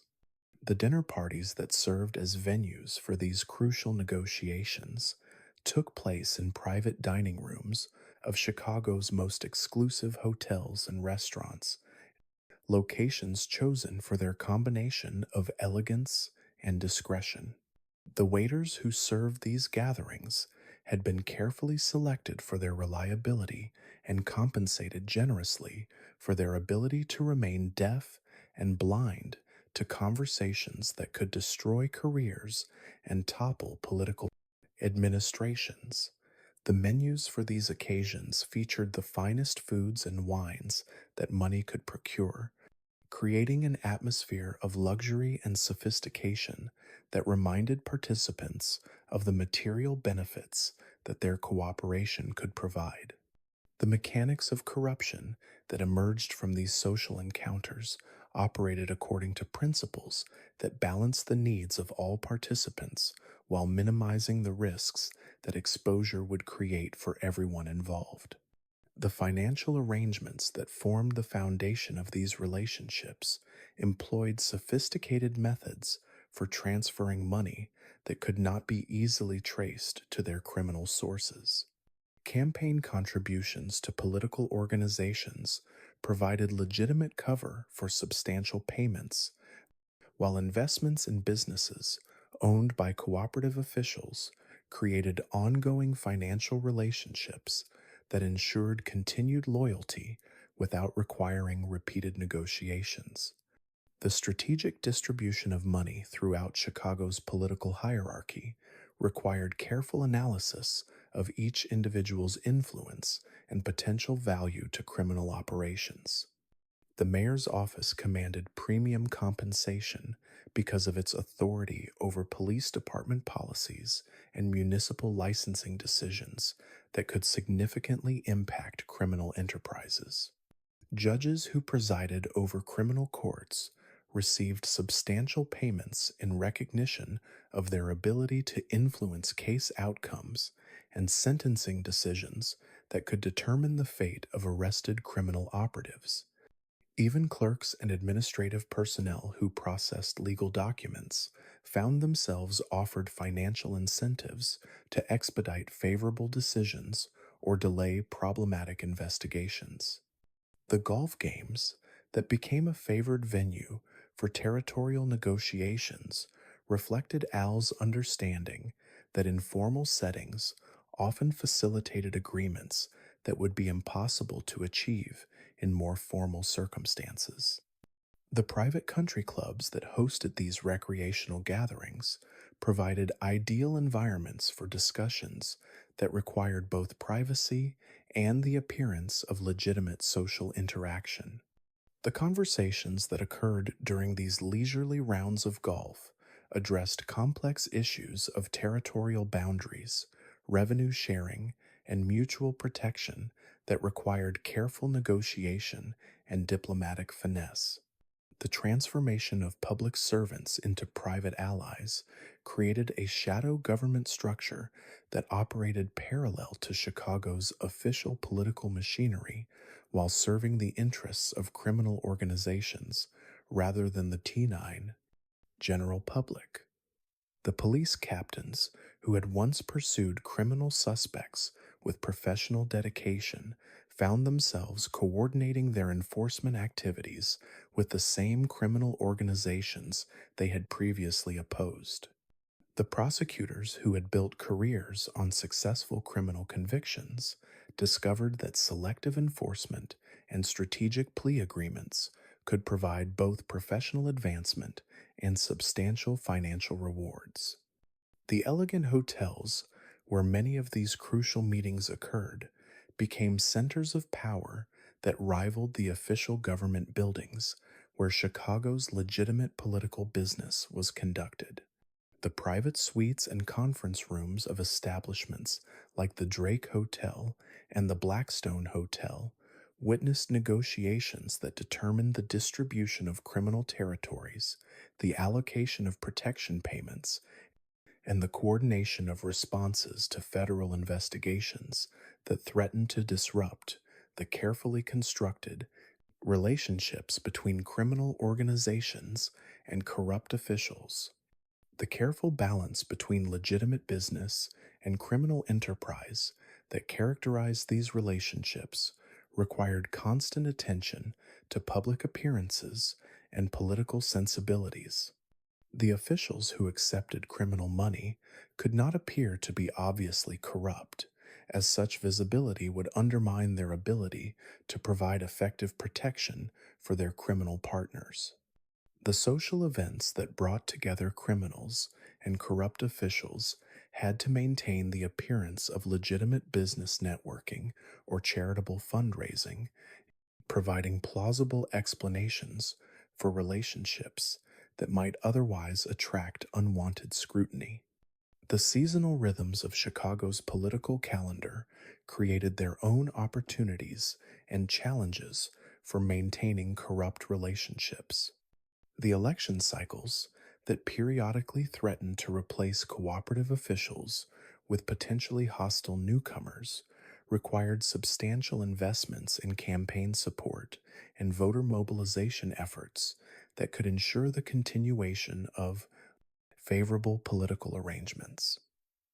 The holiday seasons that brought increased social activity provided additional opportunities for relationship building and negotiation, while the summer months that saw many officials departing for vacation retreats offered chances for more relaxed and extensive discussions of long term strategic issues.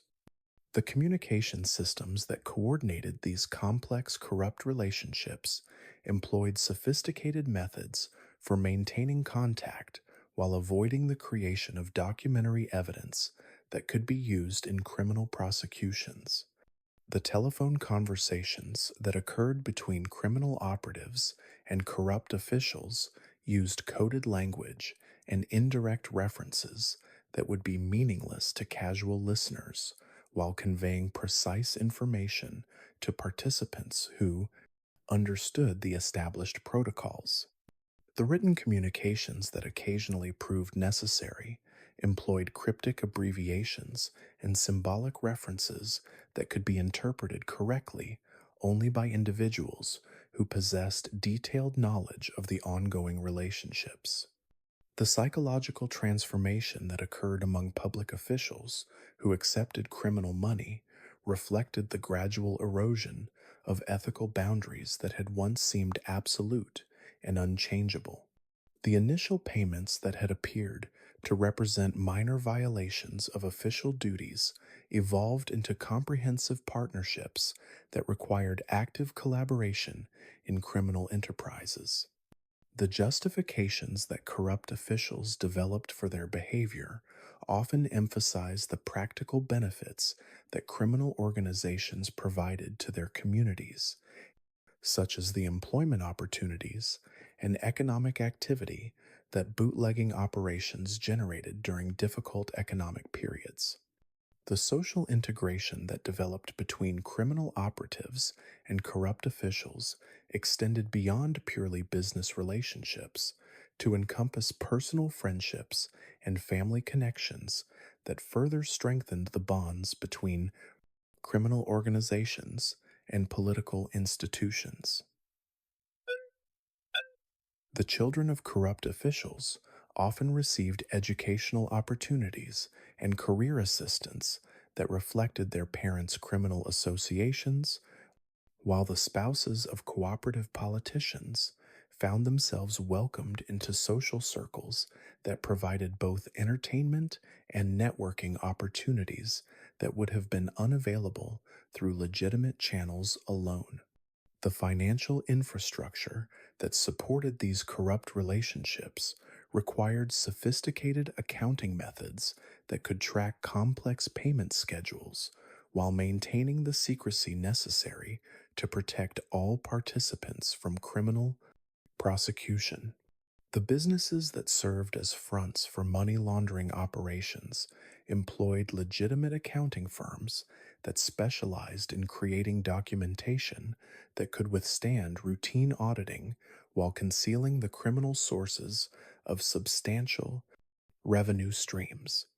The investment strategies that converted criminal proceeds into legitimate assets employed the services of respected financial institutions that asked few questions about the origins of their clients' wealth. The territorial agreements that emerged from these corrupt relationships created zones of criminal activity that operated with virtual immunity from law enforcement interference. The police districts that had been purchased through systematic bribery became safe havens where criminal operations could function openly without fear of arrest or prosecution. The judicial circuits that included cooperative judges provided forums where criminal cases could be resolved through predetermined outcomes that served the interests of criminal organizations rather than the cause of justice.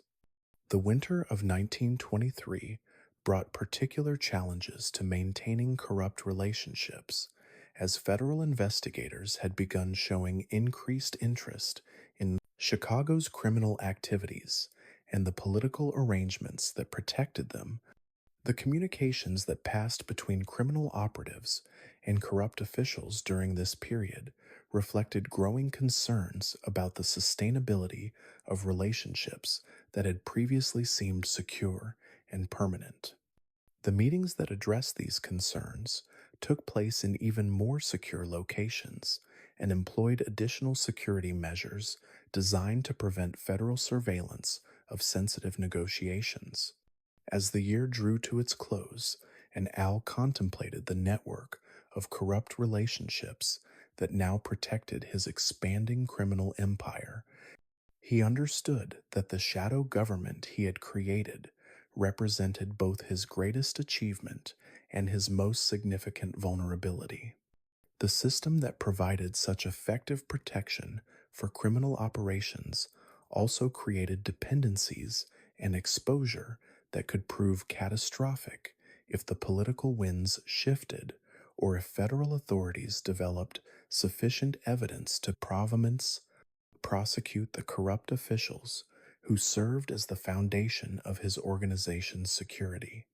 The spring that would soon arrive promised new opportunities for expanding these corrupt relationships into additional areas of government and law enforcement, but also new challenges as federal pressure continued to intensify and public awareness of criminal political collaboration began to generate demands for reform that could threaten the entire structure that had been so carefully constructed during the previous years. The morning sun cast long shadows across the marble floors of the Lexington Hotel's presidential suite as Alphonse Capone adjusted the platinum cufflinks that adorned his custom-tailored shirt. The year was 1925, and at 26 years of age, he commanded a criminal empire that generated revenues exceeding $25 million annually while employing over 1,000 individuals across operations that spanned multiple states. The silk pajamas he had worn during the night gave way to the carefully selected wardrobe that would accompany him through another day of managing an enterprise that had evolved far beyond the modest ambitions of his Brooklyn childhood. The ritual of morning preparation required nearly an hour to complete, not merely for reasons of personal vanity, but because every detail of his appearance contributed to the public persona that had become essential to his continued success. The custom suits that filled his extensive wardrobe were crafted by the finest tailors in Chicago, their fabrics imported from mills in England and Italy that served only the most discriminating clientele. Each garment was fitted with hidden pockets designed to accommodate the weapons that his security situation demanded, while the external appearance projected an image of prosperity and respectability that facilitated his interactions with both criminal associates and legitimate businessmen. The armored Cadillac that waited outside the hotel's State Street entrance represented the latest innovations in automotive protection technology. Its steel-reinforced chassis and bulletproof glass providing security that reflected both the substantial threats he faced and the considerable resources at his disposal. The vehicle's interior was appointed with the same attention to luxury that characterized his personal quarters, featuring leather upholstery and crystal decanters that allowed him to conduct business meetings while traveling between the various establishments that comprised his operational network. The first meeting of each day typically occurred at 8:30 in the morning in a private dining room where his most trusted lieutenants gathered to review the previous day's activities and plan the current day's operations. These sessions resembled corporate board meetings more than the informal gatherings that had characterized earlier periods of his criminal career, with detailed financial reports and operational analyses that tracked the performance of dozens of different enterprises across multiple geographical territories. The coffee served during these meetings was prepared by his personal chef, while the Cuban cigars that accompanied the discussions were selected from a humidor that contained some of the finest tobacco available in North America.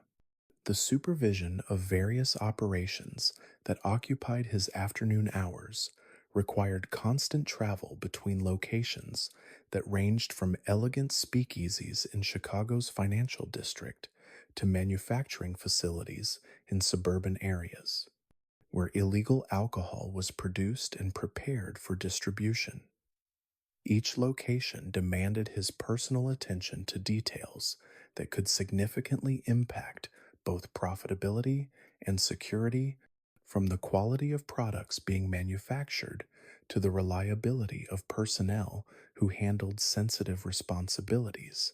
The sensory experience of these inspections immersed him in environments that reflected the full spectrum of his criminal enterprises, from the yeasty aroma of fermenting grain in hidden breweries to the sophisticated atmosphere of gambling establishments that catered to Chicago's social elite.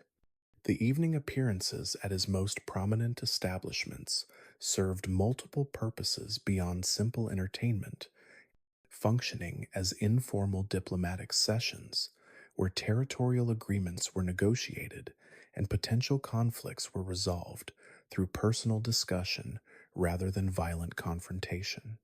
The speakeasy that bore his name in the heart of Chicago's entertainment district provided a neutral venue where representatives of competing criminal organizations could meet under circumstances that minimized the risk of misunderstandings or accidental provocations that might escalate into costly conflicts. The jazz orchestras that provided entertainment at these establishments featured some of the most talented musicians in Chicago, their performances, creating an atmosphere of sophistication and excitement that attracted customers willing to pay premium prices for both entertainment and illegal alcohol. The sound of saxophones and trumpets, mixed with the conversation and laughter of patrons who included politicians, businessmen, entertainers, and others whose success depended partly on their ability to navigate the complex relationships between legitimate society and criminal enterprise. The late night strategic planning sessions that concluded each day took place in the security of his hotel suite, where detailed maps and financial records covered tables that had been cleared of the crystal glasses and fine china that had accompanied earlier social activities. These private meetings involved only his most trusted advisors and addressed long-term strategic issues that required careful analysis and planning, from responses to federal investigations to opportunities for expansion into new territories or criminal activities. The discussions that occurred during these sessions reflected the sophisticated strategic thinking that had transformed a Brooklyn street gang member into the architect of one of America's most successful criminal enterprises. The luxurious lifestyle that his criminal success had made possible extended far beyond personal comfort to encompass social prominence that would have been unimaginable during his tenement childhood.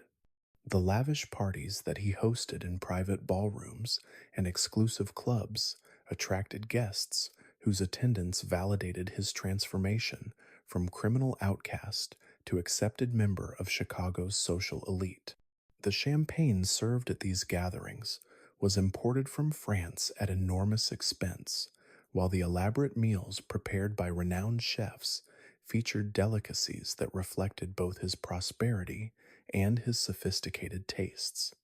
The constant presence of bodyguards that accompanied him throughout each day created an invisible barrier between himself and the ordinary world, while also serving as a visible reminder of both his power and the dangers that power attracted. These men were selected not only for their physical capabilities and weapon skills, but also for their ability to blend into social situations without disrupting the atmosphere of sophistication that characterized his public. Appearances. Their presence was felt rather than seen, a subtle but unmistakable indication of the violence that lay beneath the surface of his carefully cultivated public image. The psychological aspects of maintaining peak power created internal pressures that were invisible to external observers but profoundly influenced his daily experience and long term decision making. The isolation that accompanied his elevated status meant that genuine personal relationships had become increasingly rare and precious, as the combination of wealth and danger that defined his life created barriers between himself and others that even money and influence could not entirely overcome. The constant vigilance required to maintain security and detect potential threats meant that spontaneous actions and unguarded moments had become luxuries that his position could no longer afford. The intoxicating combination of fear and respect that he commanded throughout Chicago's criminal and legitimate communities provided both satisfaction and burden, as the power to determine others' fates carried with it responsibilities that could not be delegated or avoided. The decisions that he made during routine business meetings could influence the livelihoods of hundreds of employees and their families, while his strategic choices regarding territorial disputes or law enforcement relationships could determine whether various criminal enterprises thrived or collapsed entirely. The sensory richness of his daily experience reflected the material abundance that criminal success had provided, but also highlighted the artificial nature of a lifestyle that required constant performance and careful calculation. The feel of silk and cashmere against his skin served as a daily reminder of how far he had traveled from the rough clothing of his Brooklyn childhood, while the taste of the finest illegal liquor and imported delicacies provided pleasure that was enhanced by the knowledge that these luxuries were forbidden to ordinary citizens who lacked both the money and connections necessary to obtain them. The transformation of criminal success into social prominence required constant attention to public relations and community perception, as his continued prosperity depended partly on maintaining relationships with legitimate institutions and respectable citizens who might otherwise have opposed his activities. The charitable contributions that he made to various community organizations and religious institutions served both philanthropic and strategic purposes, demonstrating his commitment to Chicago's welfare while also creating relationships that could provide protection during periods when public opinion or political pressure threatened his operations. The seasonal rhythms that governed Chicago's social calendar created their own opportunities and challenges for maintaining his position within the city's elite circles. The summer months that brought increased recreational activity and social events provided additional venues for networking and relationship building, while the winter seasons that restricted social activities created more intimate settings for the strategic discussions and negotiations that sustained his criminal enterprises. The daily routine that had evolved to accommodate the complex demands of managing a large scale criminal organization while maintaining social prominence required levels of energy and concentration that tested even his considerable capabilities. The transition from morning business meetings to afternoon operational supervision to evening social appearances demanded different skills and psychological preparations, while the late night strategic sessions that concluded each day required the mental clarity necessary to make decisions that could affect thousands of people and millions of dollars. The public persona that he had cultivated during his rise to prominence served as both protection and prison, as the image of sophisticated criminal entrepreneur had to be maintained regardless of his private feelings or personal preferences. The expectations that others held regarding his behavior and decisions created constraints that limited his freedom of action, even as they enhanced his power and influence, demonstrating the paradoxical nature of authority that granted enormous capabilities while demanding constant performance and vigilance. As 1925 drew toward its close, and Al reflected on the empire he had built during his 6 years in Chicago, he understood that the peak power he now enjoyed represented both the culmination of his criminal ambitions and the beginning of new challenges that would test every skill and resource he had developed during his extraordinary rise. The heights he had achieved provided unprecedented opportunities, but also created vulnerabilities and dependencies that would shape every decision and relationship in the uncertain years that lay ahead. The nursery on the second floor of the Prairie Avenue mansion had been decorated with the finest furnishings that money could purchase, its walls painted in soft pastels that seemed to promise a world of innocence and safety far removed from the harsh realities that defined Alphonse Capone's daily existence.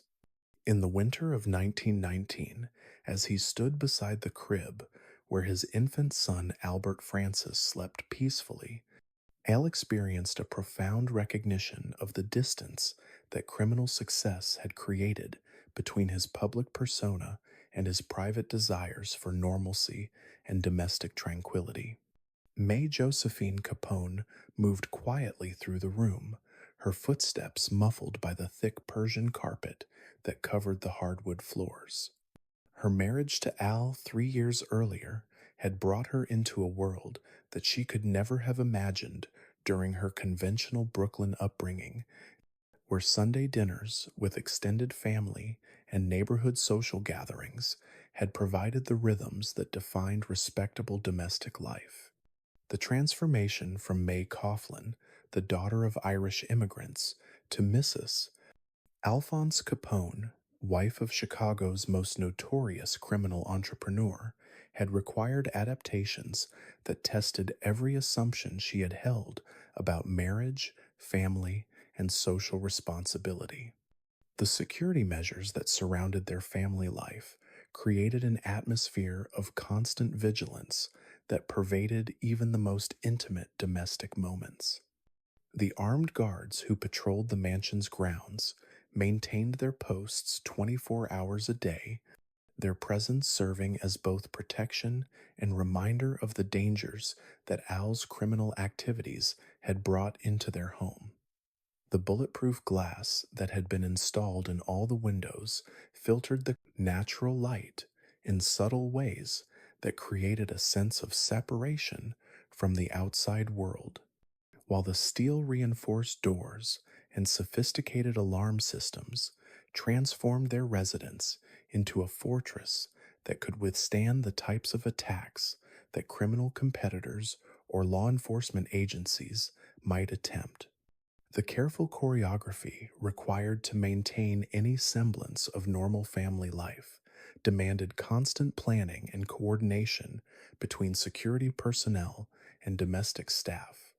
Simple activities like taking young Sonny for walks in the neighborhood required advance reconnaissance and the deployment of additional guards who could monitor potential threats while attempting to remain invisible to casual observers. The playground equipment that had been installed in the mansion's private garden provided a controlled environment where the child could experience something approximating normal childhood play, though always under the watchful supervision of men whose primary qualification was their skill with weapons rather than their understanding of child development. The psychological burden of leadership that Al carried into his domestic life manifested itself in countless small ways that gradually eroded the boundaries between his criminal responsibilities and his family relationships.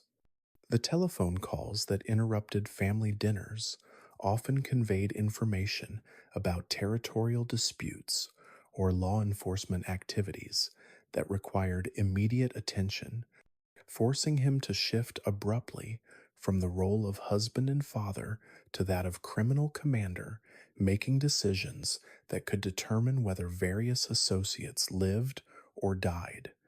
The contrast between these competing demands created internal tensions that no amount of wealth or luxury could entirely resolve. The sleepless nights that had become increasingly common during the past year reflected not only the operational demands of managing a complex criminal enterprise, but also the growing paranoia that accompanied his elevated position within Chicago's criminal hierarchy. The knowledge that rivals and competitors constantly sought opportunities to eliminate him created a state of hypervigilance that made genuine rest nearly impossible, while the responsibility for protecting hundreds of employees and their families from the consequences of his strategic decisions added layers of anxiety that haunted his private moments. The weight of decisions that affected so many lives extended far beyond the immediate participants in criminal activities to encompass the families and communities that depended on the economic opportunities that his organization provided. The warehouse workers who processed illegal alcohol, the drivers who transported contraband materials, and the clerks, who maintained financial records, all supported families whose welfare depended partly on his ability to maintain the political relationships and territorial agreements that protected their employment. The recognition of these dependencies added moral complexity to decisions that might otherwise have been resolved through simple calculations of profit and risk. The domestic scenes that unfolded within the mansion's walls created surreal juxtapositions between luxury and violence that seemed to epitomize the contradictions inherent in criminal success.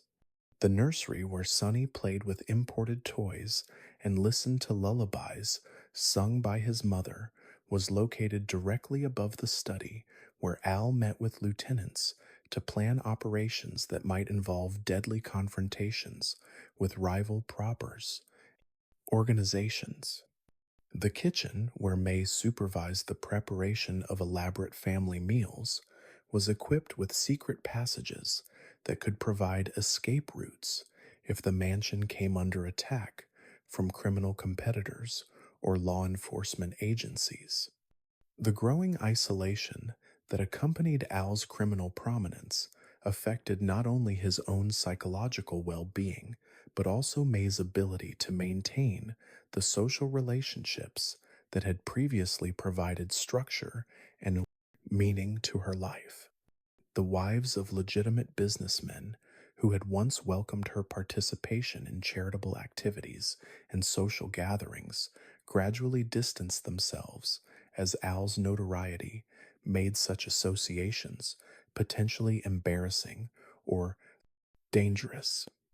The loneliness that resulted from this social ostracism was compounded by the security restrictions that limited her ability to form new friendships with women whose backgrounds and circumstances might have made them more accepting of her.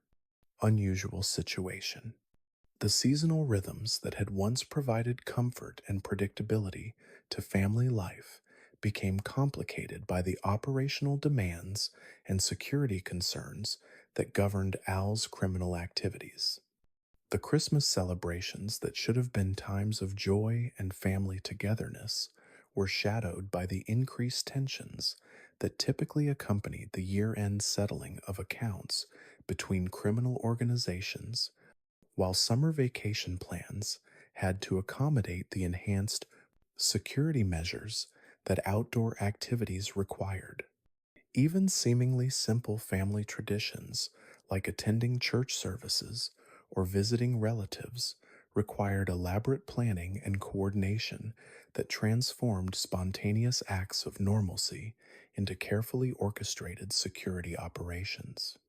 The educational planning that would soon become necessary for Sonny's development created additional dilemmas that reflected the complex relationship between criminal success and social respectability.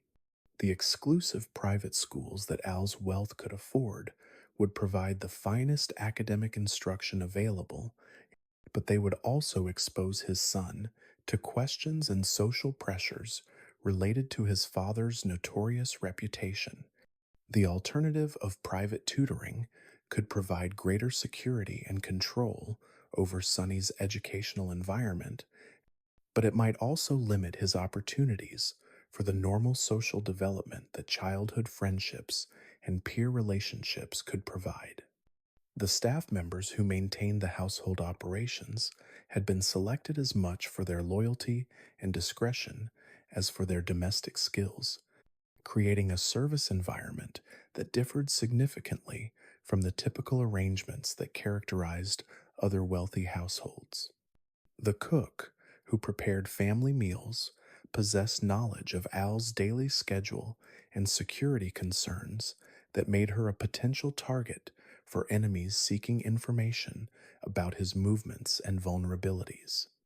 The gardeners who maintained the mansion's grounds were trained to recognize suspicious activities and equipped with communication devices that could summon armed assistance within minutes of detecting potential threats.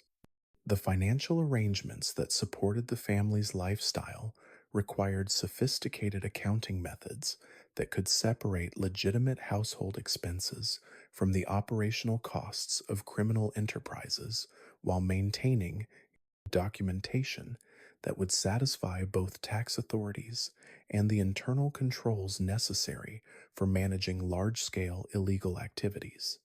The bank accounts that funded May's personal expenses and Sonny's care were structured to provide legal distance from the criminal revenues that actually generated the family's wealth, creating layers of financial complexity that required constant attention and professional management.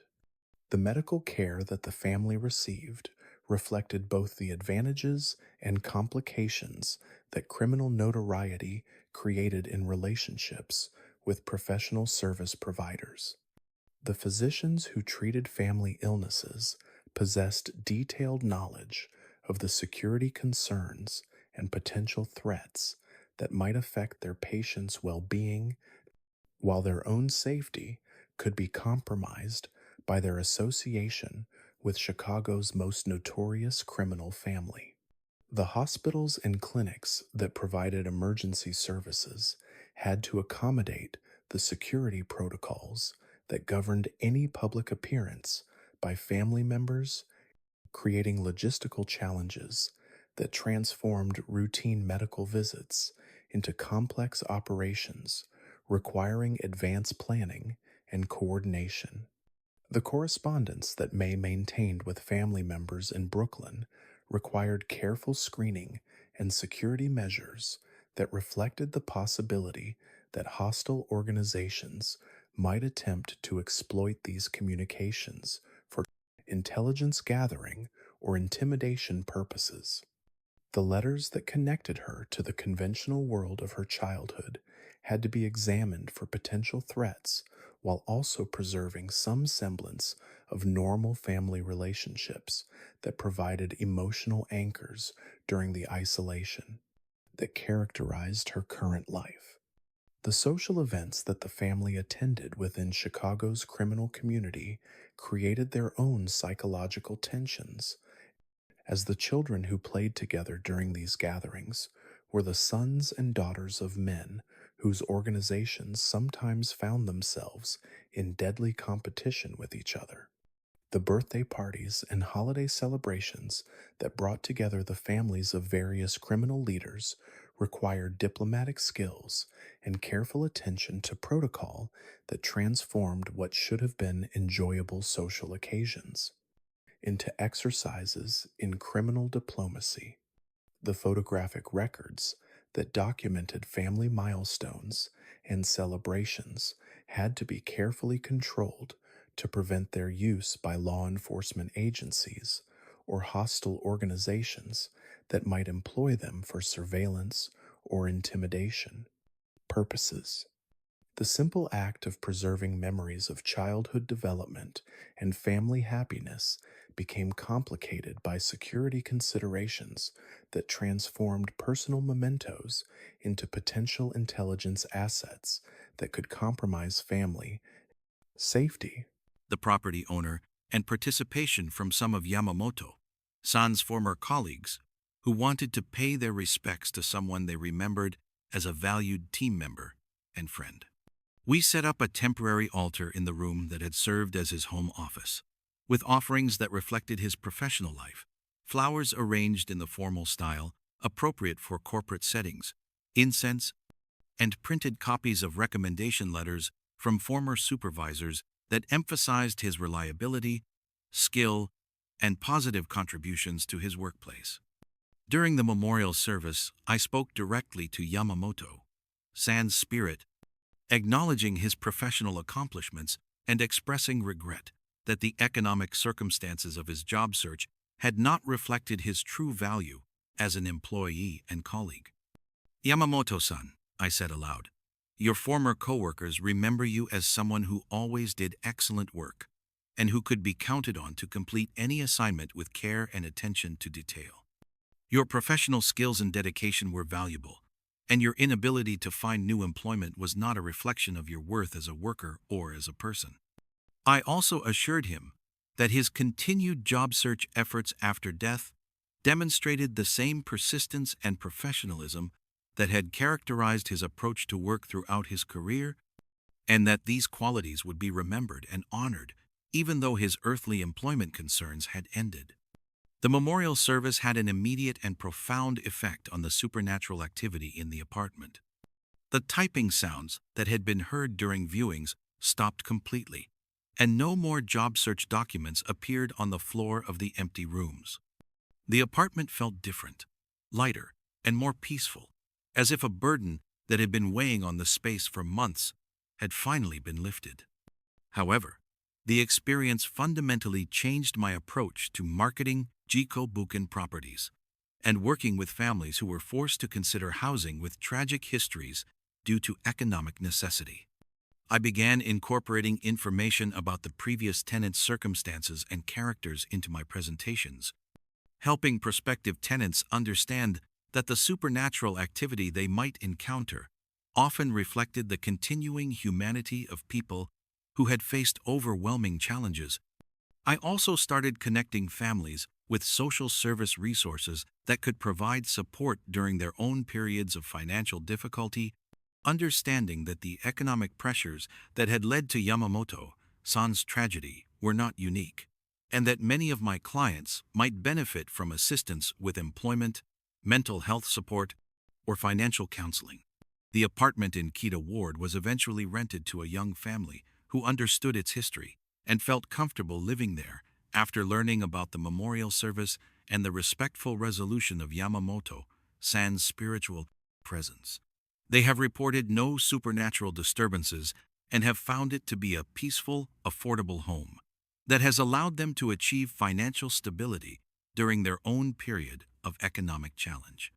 Looking back on my encounters with Yamamoto-san's spirit, I realized they taught me important lessons about the dignity that people maintain even during their most desperate circumstances, and the professional identity that can become so central to someone's sense of self that it persists beyond death.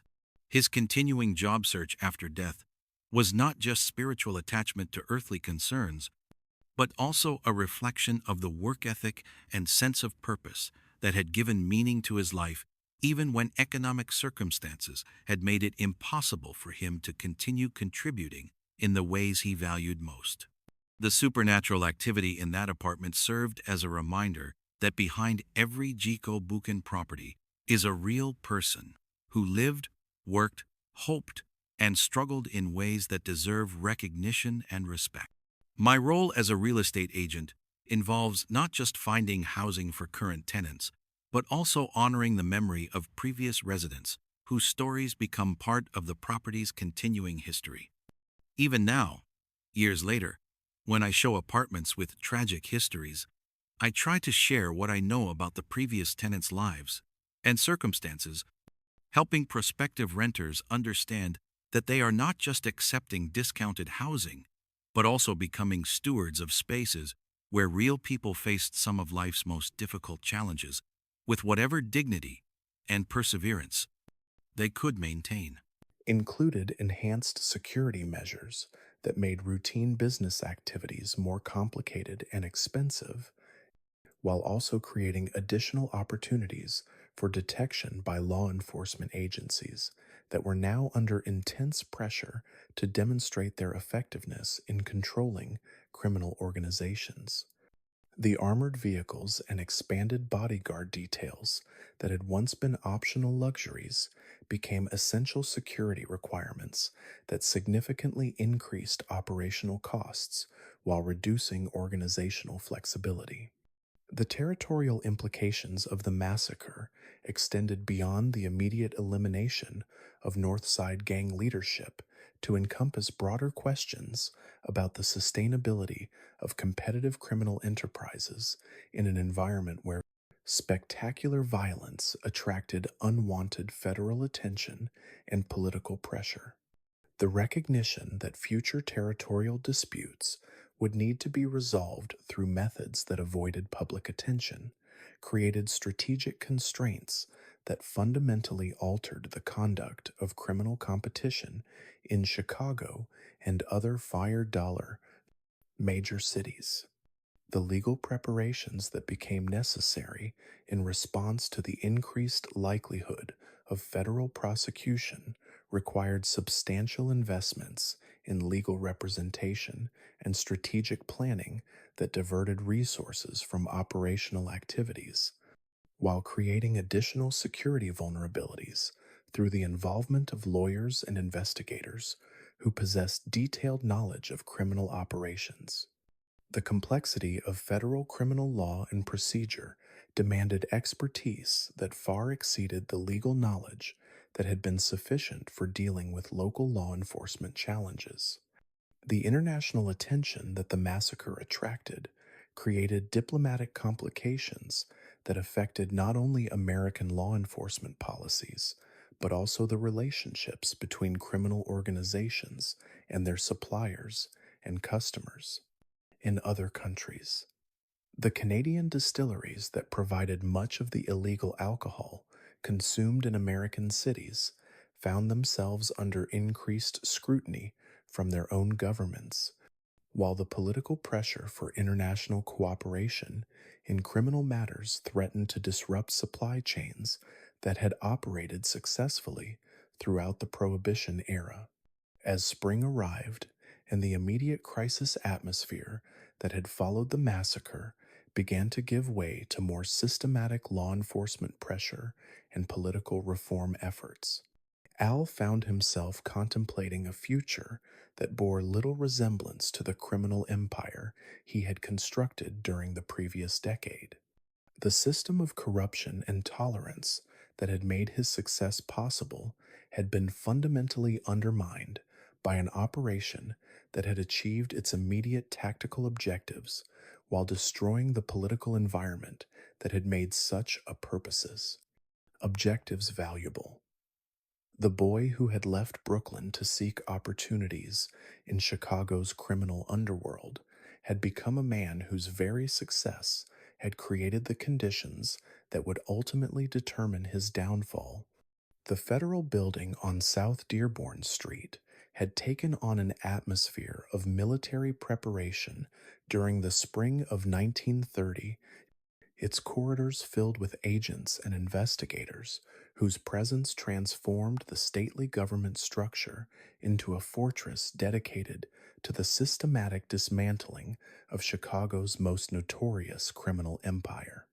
In offices that had once handled routine administrative matters, teams of specialists now worked through the night analyzing financial records, coordinating surveillance operations, and planning the methodical campaign that would bring the full weight of federal law enforcement to bear against Alphonse Capone and his extensive criminal organization. The formation of special investigative units represented a fundamental shift in the federal government's approach to organized crime, as agencies that had previously operated independently found themselves coordinating resources and expertise in ways that had never been attempted on such a scale. The Treasury Department's intelligence unit, led by the methodical and incorruptible Frank Wilson, had begun the painstaking process of tracing financial transactions through a maze of front companies and false identities that had protected criminal revenues for nearly a decade. Their work required the kind of forensic accounting skills that had been developed during wartime to track enemy financial networks, now applied to domestic criminal enterprises with devastating precision. Elliot Ness and his carefully selected team of prohibition agents, soon to be known as the Untouchables, brought a different but complementary approach to the campaign against Al's organization. Their mandate focused on the operational aspects of bootlegging activities, employing surveillance techniques and direct enforcement actions designed to disrupt the day to day functioning of illegal alcohol production and distribution networks. The nickname that would define their legacy reflected not only their incorruptibility, but also their psychological distance from the corruption that had previously characterized law enforcement's relationship with organized crime. The methodical approach that characterized these federal investigations stood in sharp contrast to the sporadic and often compromised efforts that had marked previous law enforcement initiatives against criminal organizations. The agents who comprised these special units had been selected as much for their personal integrity and resistance to corruption as for their professional competence, creating investigative teams that could not be purchased or intimidated through the methods that had previously neutralized law enforcement threats to criminal operations.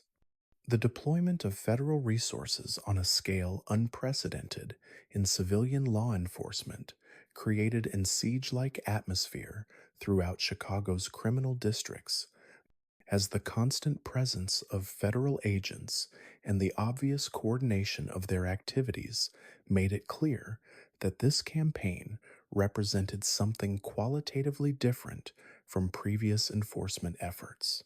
The automobile surveillance that tracked the movements of key criminal figures employed multiple vehicles and sophisticated communication equipment that allowed for continuous monitoring without the gaps and inconsistencies that had place bores and five or place S characterized earlier surveillance attempts.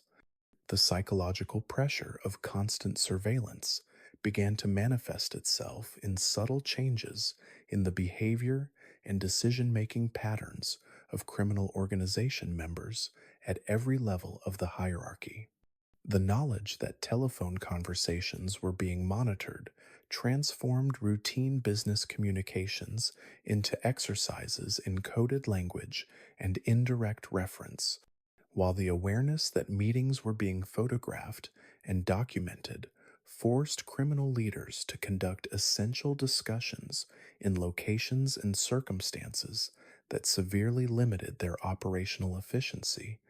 The tapped telephone lines that connected various criminal establishments created an invisible web of federal intelligence gathering that penetrated deeply into the organizational structure that Al had spent years constructing.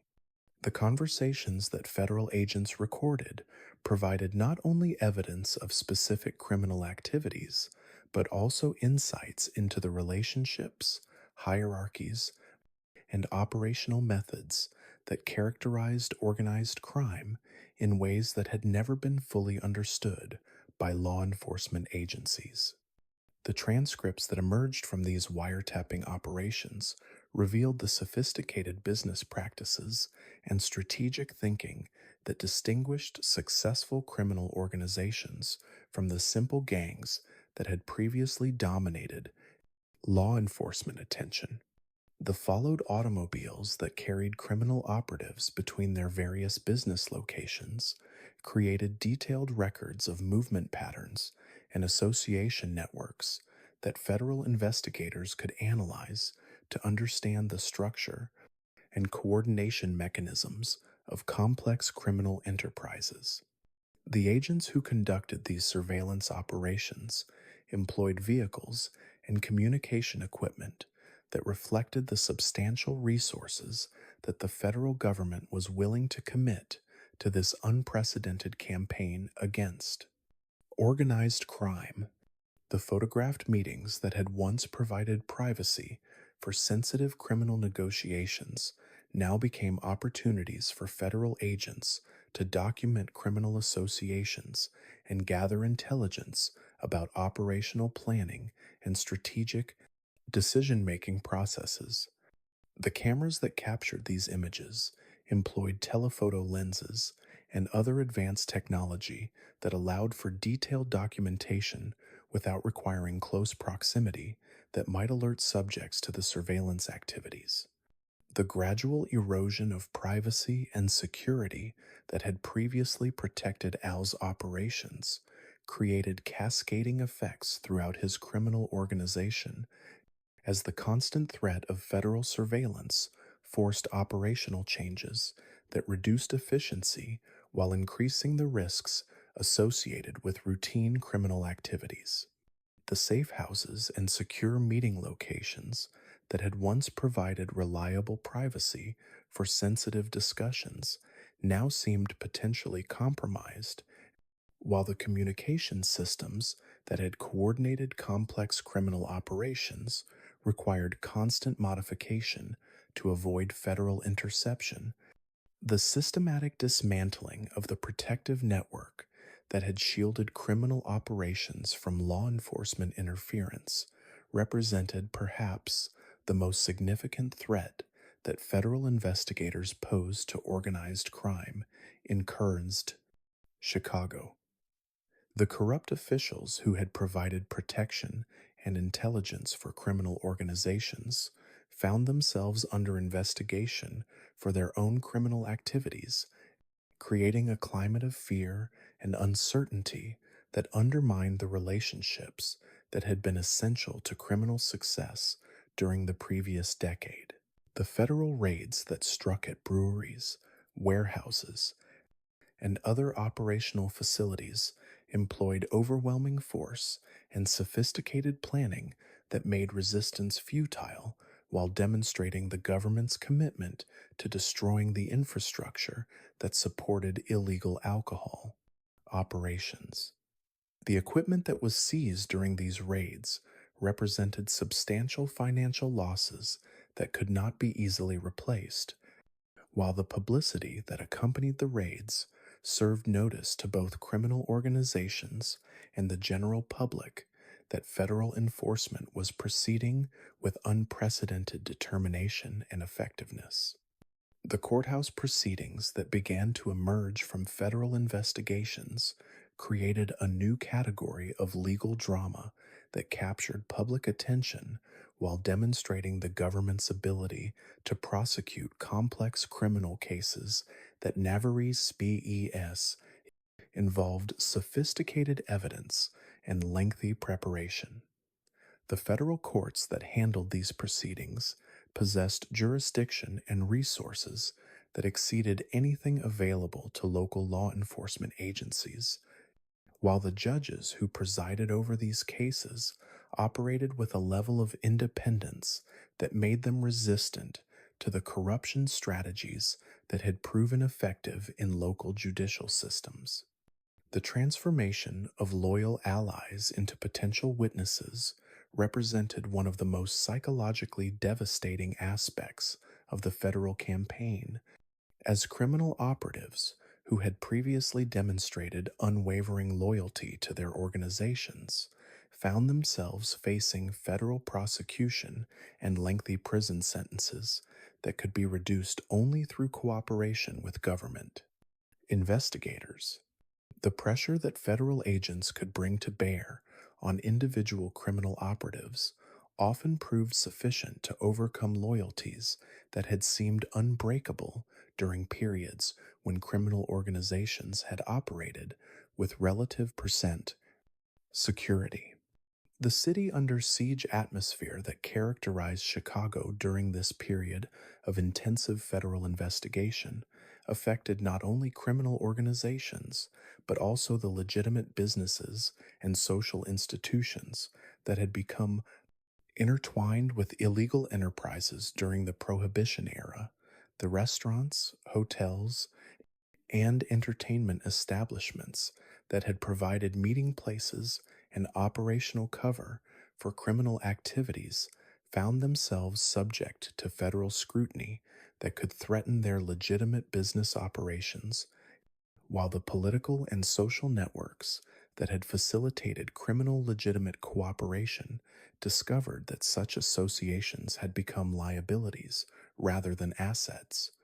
The coordination between federal agencies that had previously operated independently created investigative capabilities that exceeded the sum of their individual parts, as the intelligence unit's financial expertise combined with the Untouchables' operational focus to create a comprehensive approach to criminal investigation that left few aspects of organized crime beyond federal reach.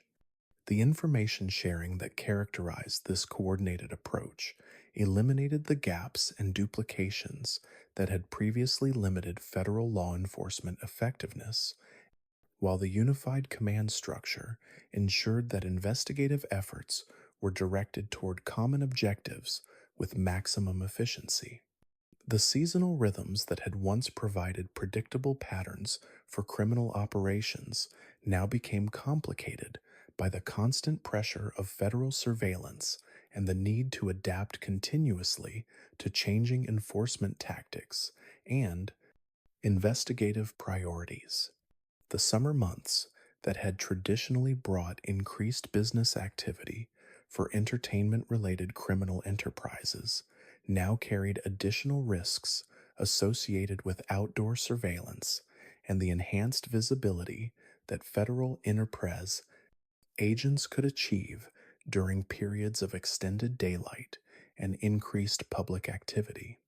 The technological innovations that federal investigators employed in their campaign against organized crime reflected the government's commitment to deploying the most advanced available methods for gathering evidence and conducting surveillance.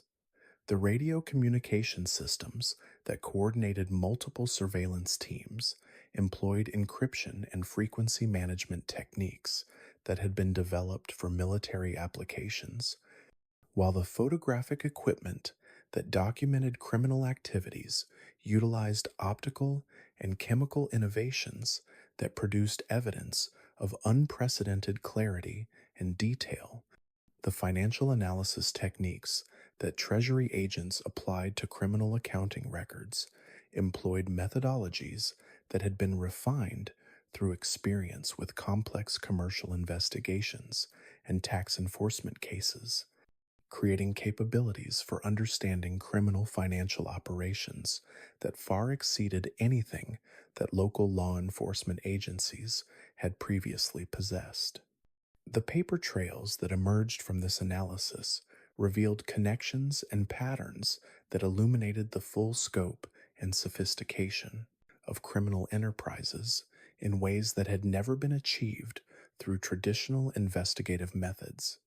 As autumn approached and the federal campaign entered its second year of intensive operations, the cumulative pressure of constant surveillance, systematic investigation, and coordinated enforcement had begun to transform Chicago's criminal landscape in fundamental ways that would influence organized crime throughout America for decades to come.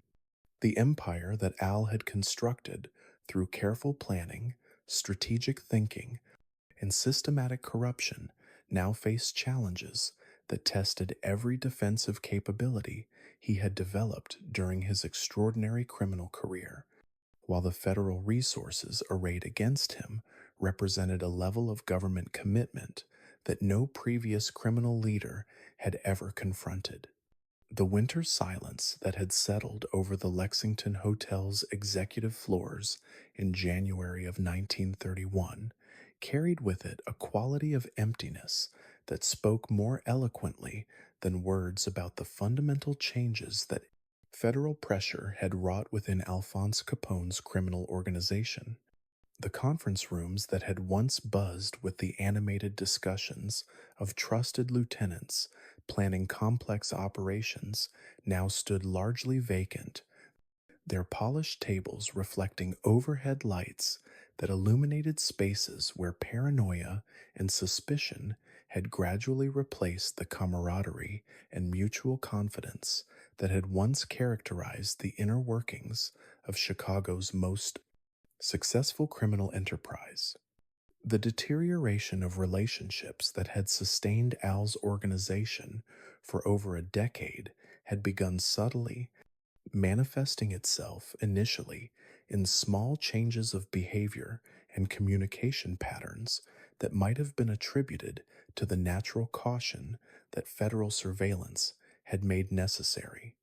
The telephone conversations that had once been conducted with the casual familiarity of long standing business partnerships became increasingly formal and guarded as participants recognized that every word might be recorded and analyzed by federal investigators seeking evidence of criminal conspiracy. The psychology of criminal loyalty under extreme stress revealed itself to be far more fragile than the bonds of family and ethnic solidarity that had originally bound these men together in pursuit of common criminal objectives.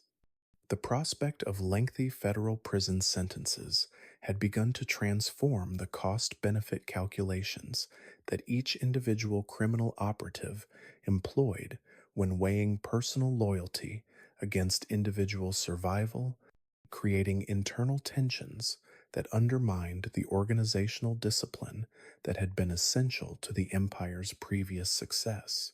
The fear of prosecution that permeated every level of the criminal organization created an atmosphere of constant evaluation and reevaluation as men who had worked together for years found themselves wondering whether their colleagues might be providing information to federal investigators in exchange for promises of lenient treatment or immunity from prosecution.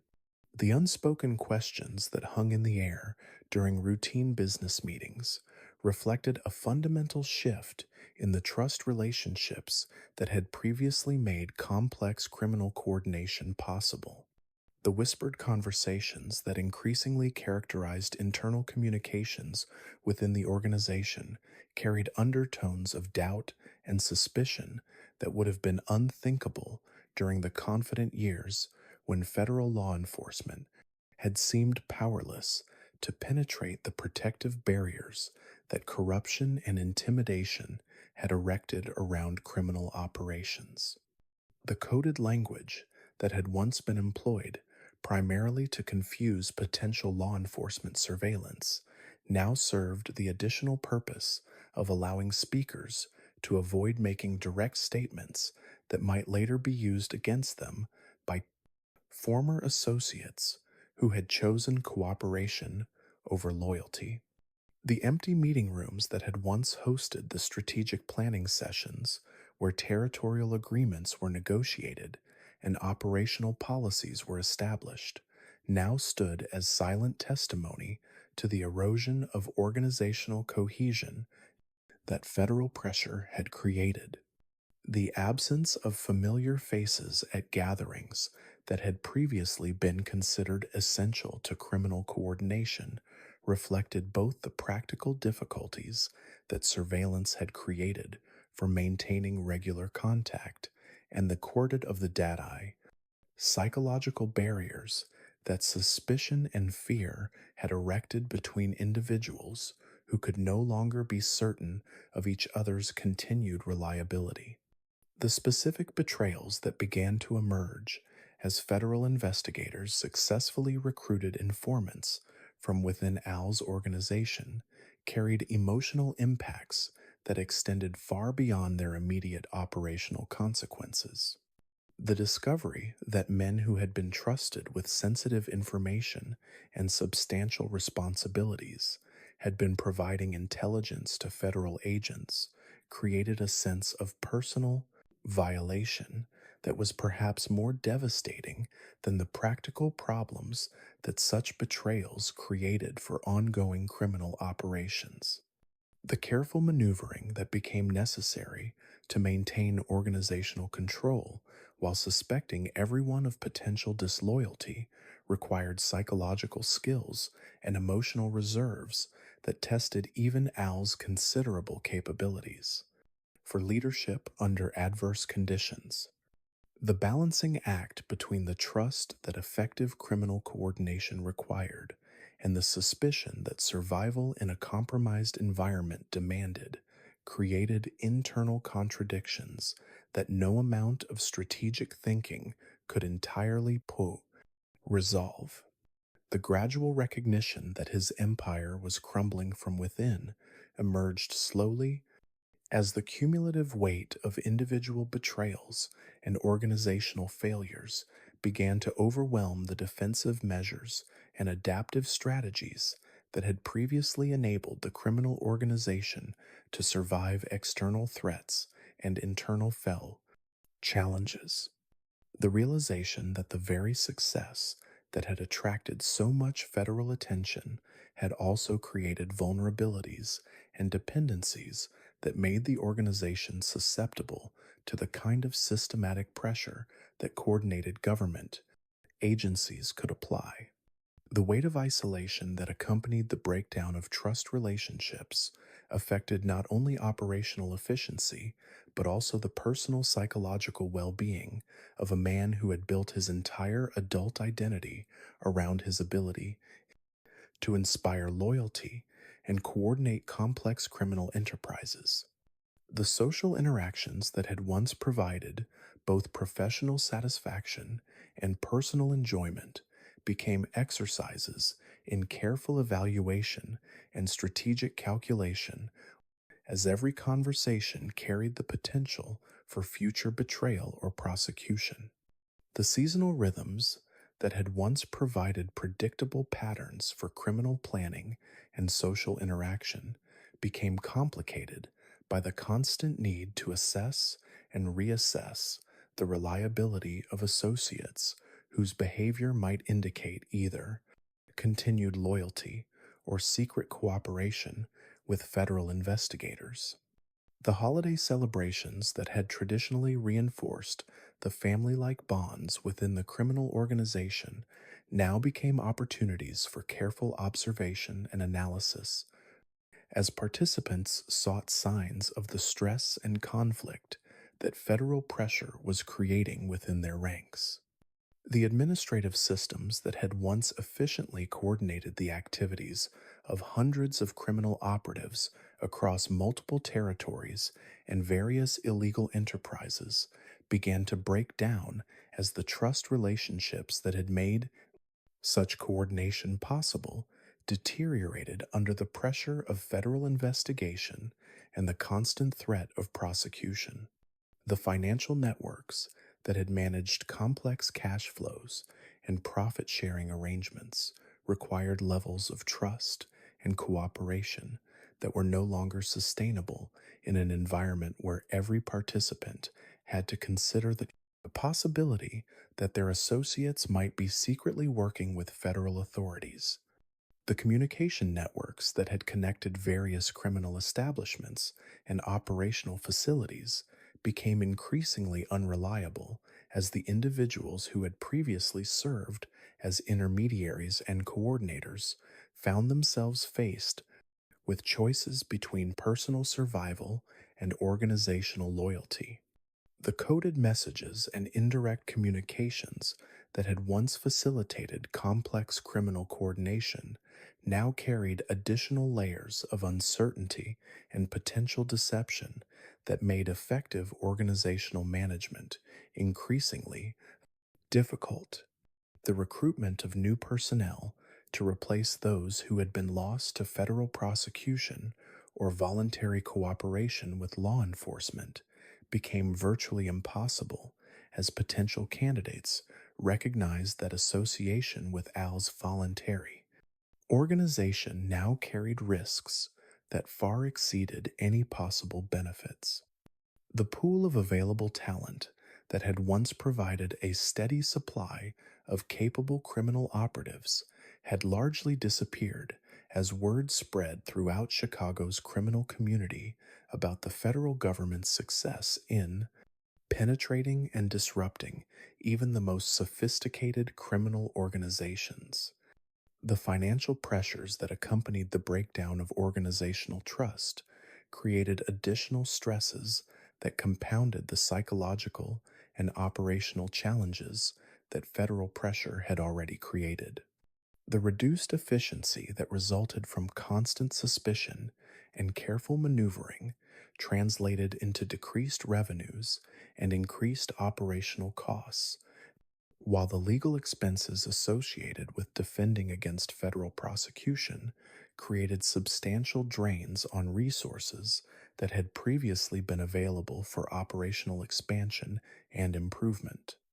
The family relationships that had provided emotional support and personal meaning during the years of criminal success became complicated by the recognition that association with him now created risks for loved ones who had never chosen to participate in criminal activities.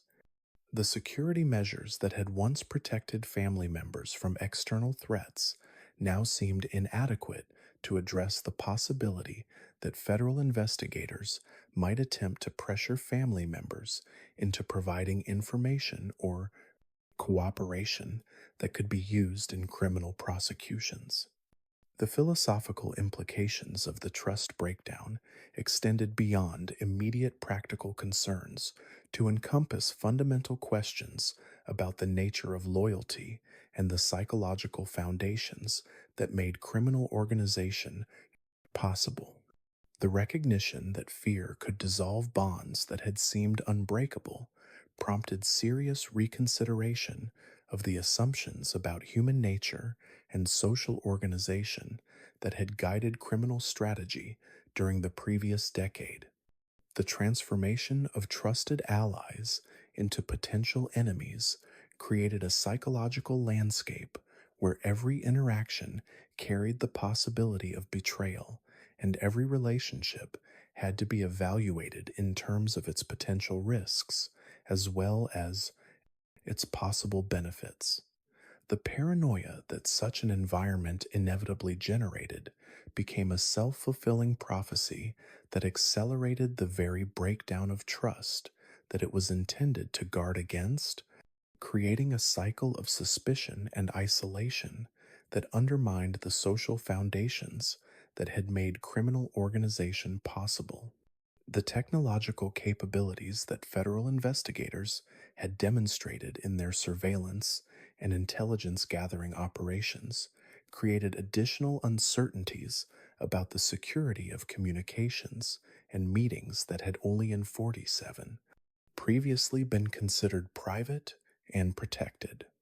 The knowledge that conversations might be recorded and associations documented forced criminal operatives to conduct essential business in ways that severely limited their effectiveness, while also creating additional opportunities for 3-1 misunderstanding and mistrust between individuals who could no longer communicate with the openness that effective coordination required. As winter deepened and the federal investigation continued to intensify, the organization that had once operated with the efficiency and coordination of a legitimate corporation found itself reduced to a collection of isolated individuals whose primary concern had shifted from collective success to individual survival. The empire that Al had built through strategic thinking, organizational innovation, and systematic corruption had begun to collapse, not through external defeat, but through the internal dissolution of the trust relationships that had made its success possible, demonstrating that criminal organizations, like all human enterprises, ultimately depended on social bonds that no amount of money or power could guarantee against the pressures that fear and self interest could generate when survival itself seemed at stake. The federal courtroom in Chicago's downtown district had been transformed into something resembling a theater during the early days of October 1931, its oak paneled walls witnessing proceedings that would capture the attention of the entire nation and mark the end of an era in American criminal history. The morning light that filtered through the tall windows illuminated a scene that brought together the most sophisticated legal minds of the time in a confrontation that would determine whether the federal government could successfully prosecute the man who had come to symbolize both the excesses and the entrepreneurial spirit of the Prohibition era. Alphonse Capone entered the courtroom each day, dressed in the finest clothing that his considerable wealth could provide. His custom tailored suits and expensive accessories serving as a final assertion of the status and prosperity that his criminal career had achieved. Yet beneath the carefully maintained exterior of confidence and defiance, those who observed him closely during these proceedings could detect subtle signs of the psychological transformation that the relentless federal pressure had begun to create.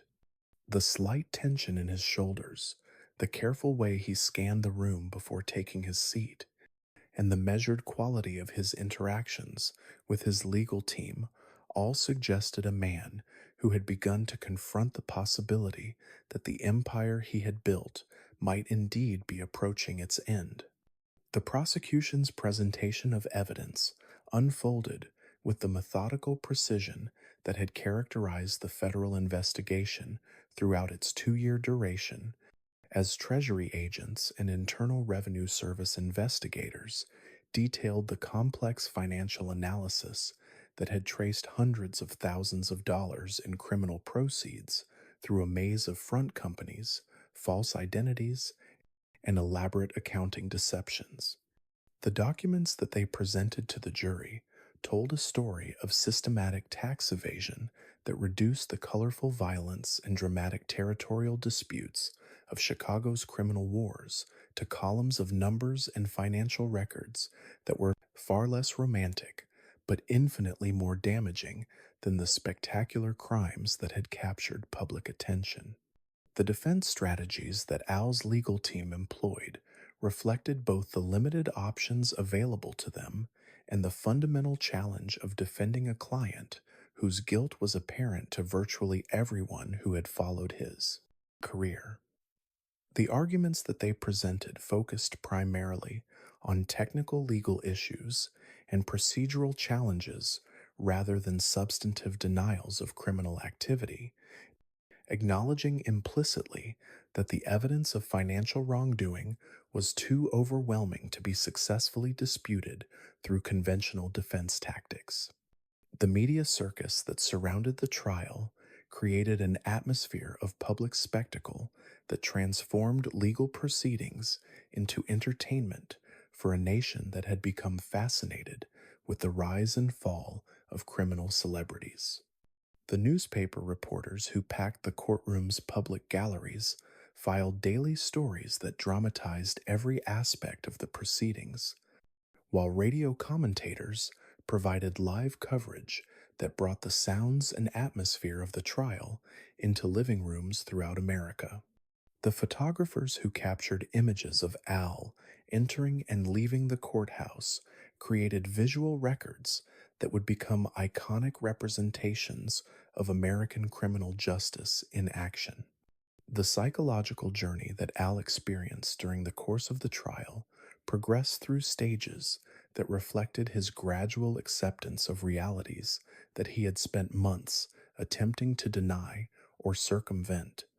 The initial confidence that had characterized his public demeanor during the early days of the proceedings gradually gave way to a more subdued recognition that the legal and political environment had changed in fundamental ways that made his previous methods of problem solving ineffective against the systematic approach that federal prosecutors had employed.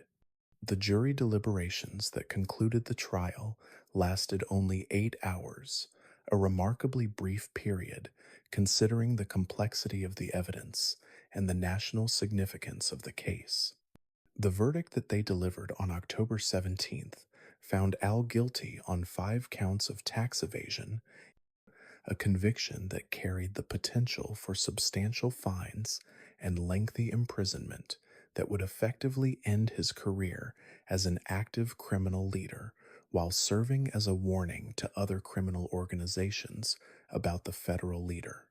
Government's newfound determination to prosecute organized crime, the sentencing that followed 3 weeks later brought a conclusion to legal proceedings that had captured public attention for months, as Judge James Herbert Wilkerson imposed an 11-year prison sentence, along with substantial fines and court costs that would consume much of the wealth that Al had accumulated during his criminal career. The length of the sentence reflected both the seriousness of the charges and the symbolic importance that the federal government attached to demonstrating its ability to prosecute successfully even the most powerful and well connected criminal leaders. The initial period of imprisonment at the federal penitentiary in Atlanta provided Al with his first extended experience of life under conditions that bore no resemblance to the luxury and privilege that had characterized his existence during the previous decade. The small cell that replaced his hotel suite, the institutional food that substituted for gourmet meals, and the rigid schedule that governed every aspect of daily life created a contrast that forced fundamental psychological adaptations to circumstances that no amount of money or influence could significantly improve. The transfer to Alcatraz Federal Penitentiary in August of 1934 represented the government's determination to ensure that Al's imprisonment would be conducted under conditions that eliminated any possibility of continued criminal influence or special treatment that wealth and notoriety might otherwise have secured. The fortress like island prison in San Francisco Bay had been specifically designed to house the most dangerous and influential federal prisoners under circumstances that provided maximum security while minimizing opportunities for corruption or external interference. The isolation that characterized life on Alcatraz created a psychological environment that differed fundamentally from anything Al had previously experienced, as the complete separation from the outside world eliminated the networks of communication and influence that had defined his adult life. The concrete walls and steel bars that surrounded him served as constant reminders of the finality of his situation, while the sound of waves breaking against the rocky shores provided a rhythmic backdrop to days that stretched endlessly into an uncertain future. The daily routine that governed life on Alcatraz imposed a structure and predictability that stood in sharp contrast to the dynamic and varied activities that had characterized his criminal career. The wake-up calls that began each day at 6:30 in the morning, the communal meals served in the prison mess hall, and the work assignments that occupied the daylight hours created a framework for existence that reduced the complexities of criminal leadership to the simple requirements of institutional survival and personal adaptation. The contrast between his former luxury and present confinement became most apparent during the quiet evening hours when the absence of the telephones, automobiles, and human interactions that had once filled his time with constant activity left him alone with thoughts and memories that no external distractions could interrupt. The silk pajamas that had once been replaced each morning by custom tailored suits gave way to prison issued clothing that eliminated the visual markers of status and prosperity that had reinforced his identity as a successful criminal entrepreneur. The physical toll of imprisonment manifested itself gradually through the deterioration of health conditions that the stress of criminal leadership and the harsh realities of prison life had begun to create. The symptoms of neurosyphilis that would eventually dominate his later years began to appear subtly during this period, though their significance would not become fully apparent until the progressive deterioration of his mental faculties made continued criminal activity impossible, even if external circumstances had permitted it. The recognition that the world was moving on without him emerged slowly through the limited communications that prison regulations permitted with the outside world. The letters that reached him from family members and former associates carried news of a Chicago criminal landscape that had been fundamentally altered by federal pressure and changing social attitudes, while the newspaper accounts that he was occasionally permitted to read described a society that had begun to lose interest in the criminal celebrities who had fascinated the public during the Prohibition era. The adaptation to imprisonment required psychological skills and emotional resources that differed entirely from those that had enabled his criminal success, as the leadership abilities and strategic thinking that had built his empire proved largely irrelevant to the requirements of surviving and maintaining dignity under conditions of complete powerlessness.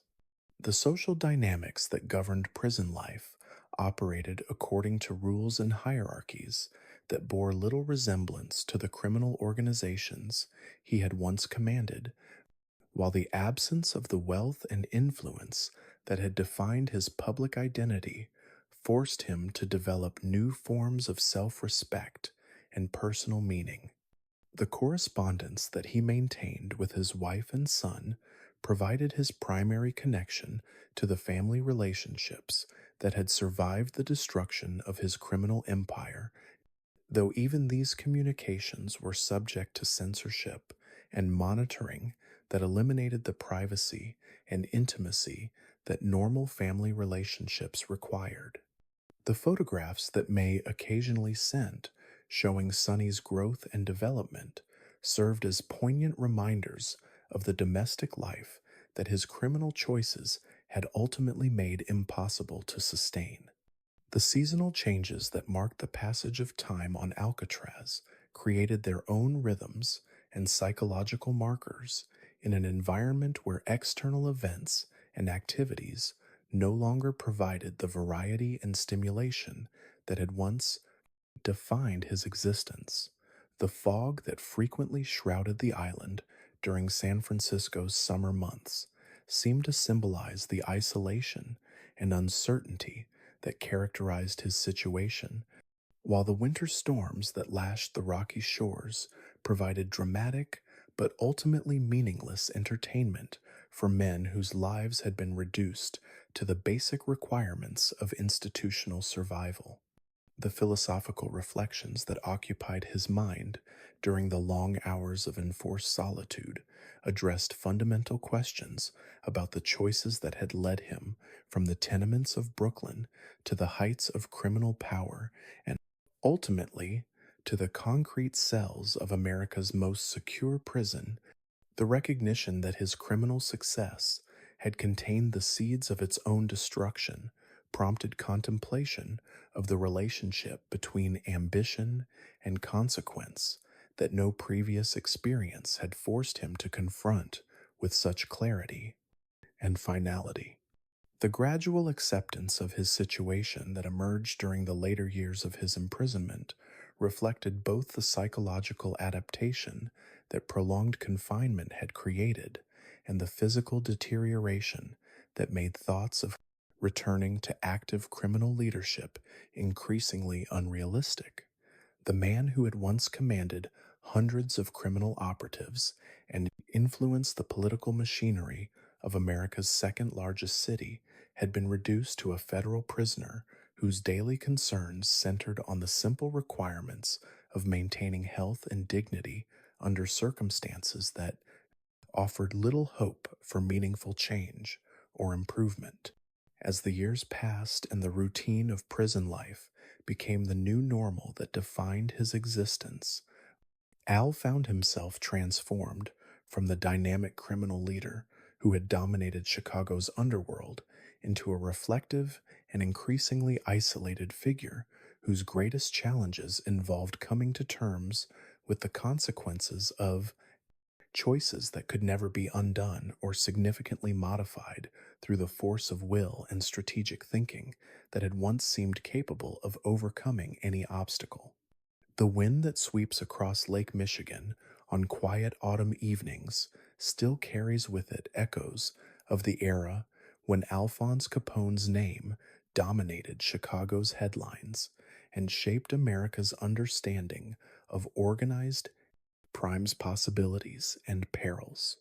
Decades have passed since his death in 1947, yet his influence continues to resonate through the corridors of law enforcement agencies, the boardrooms of legitimate corporations, and the imaginations of writers and filmmakers who find in his story a compelling exploration of ambition, power, and the complex relationship between success and morality in American society.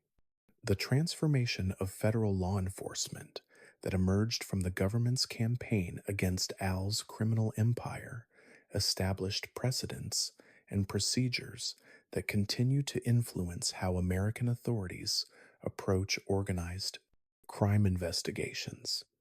The coordination between agencies that had previously operated independently created models for interagency cooperation that would prove essential during subsequent decades when criminal organizations adapted to changing circumstances by developing increasingly sophisticated operational methods and international connections. The financial investigation techniques that Treasury agents pioneered during their pursuit of tax evasion, evidence became standard tools that law enforcement agencies continue to employ against criminal enterprises that attempt to conceal their illegal profits through complex accounting schemes and offshore financial arrangements. The methods that Al developed for organizing and managing large scale criminal operations influenced subsequent generations of criminal leaders who studied his successes and failures to avoid the mistakes that had ultimately led to praise his downfall. The corporate structures that he created for managing bootlegging operations provided templates that later criminal organizations adapted for narcotics trafficking, gambling enterprises, and other illegal activities that required coordination between multiple participants across extended geographical territories. The corruption strategies that he employed to neutralize law enforcement interference became standard practices that criminal organizations continue to attempt, though with diminishing success as federal agencies developed more sophisticated methods for detecting and preventing such infiltration. The relationship between organized crime and media that Al's career established fundamentally altered how criminal organizations interact with public attention and journalistic coverage. His recognition that media attention could serve strategic purposes if properly managed created precedents that subsequent criminal leaders have both emulated and avoided, depending on their assessment of whether publicity would enhance or compromise their operational objectives. The celebrity status that his notoriety achieved demonstrated both the potential benefits and the ultimate dangers of public prominence for individuals whose activities required secrecy and discretion for continued success. The cultural legacy that grew around Al's story reflects America's ambivalent relationship with figures who achieve extraordinary success through methods that society officially condemns but secretly admires.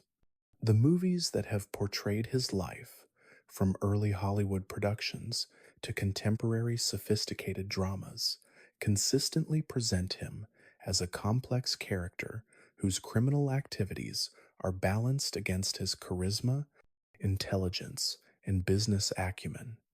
These portrayals often emphasize the entrepreneurial aspects of his criminal career while minimizing the violence and social damage that his activities created, suggesting a cultural tendency to romanticize criminal success when sufficient time has passed to distance audiences from its immediate consequences. The books that have chronicled his life and era range from scholarly historical analyses to popular biographies that emphasize the dramatic and colorful aspects of his criminal career. The consistent public interest in these publications demonstrates the enduring fascination that his story holds for readers who find in his rise and fall themes that resonate with broader American experiences of immigration, social mobility, and the pursuit of success against overwhelming odds. The mythology that has developed around his persona often obscures the historical realities of his actual activities, while creating a symbolic figure that represents various cultural anxieties and aspirations. The sites in Chicago that are associated with his story have become informal monuments to an era when the city served as America's laboratory for experiments in both criminal innovation and law enforcement response. The Lexington Hotel, where he maintained his headquarters, was demolished decades ago, but the intersection where it stood continues to attract visitors who seek connections to a past that seems both distant and relevant to contemporary urban experiences. The locations where significant events in his career occurred have been absorbed into the ordinary landscape of modern Chicago, their historical significance marked more by memory and imagination than by formal commemoration. The continuing fascination with his life reflects broader cultural interests in stories that explore the boundaries between legitimate and criminal success in American society. The questions that his career raises about the relationship between illegal methods and conventional objectives remain relevant in an era when corporate scandals and political corruption regularly demonstrate that the pursuit of wealth and power can motivate questionable behavior among supposedly respectable individuals and institutions. His story serves as a case study in the temptations and consequences that accompany opportunities for rapid advancement outside the constraints of conventional social and legal boundaries. The evolution of his public image from feared criminal to romanticized anti hero illustrates how time and cultural distance can transform historical figures into symbols that serve contemporary psychological and ideological needs, rather than accurate representations of past realities. The Al Capone of popular imagination often bears little resemblance to the actual criminal leader who employed violence and corruption to build and maintain his illegal enterprises, suggesting that cultural memory operates according to principles that prioritize narrative satisfaction over historical accuracy. The influence that his organizational innovations had on legitimate business practices represents one of the most unexpected aspects of his legacy, as management techniques that he developed for criminal enterprises have been adapted by conventional corporations seeking to improve their operational efficiency and competitive positioning.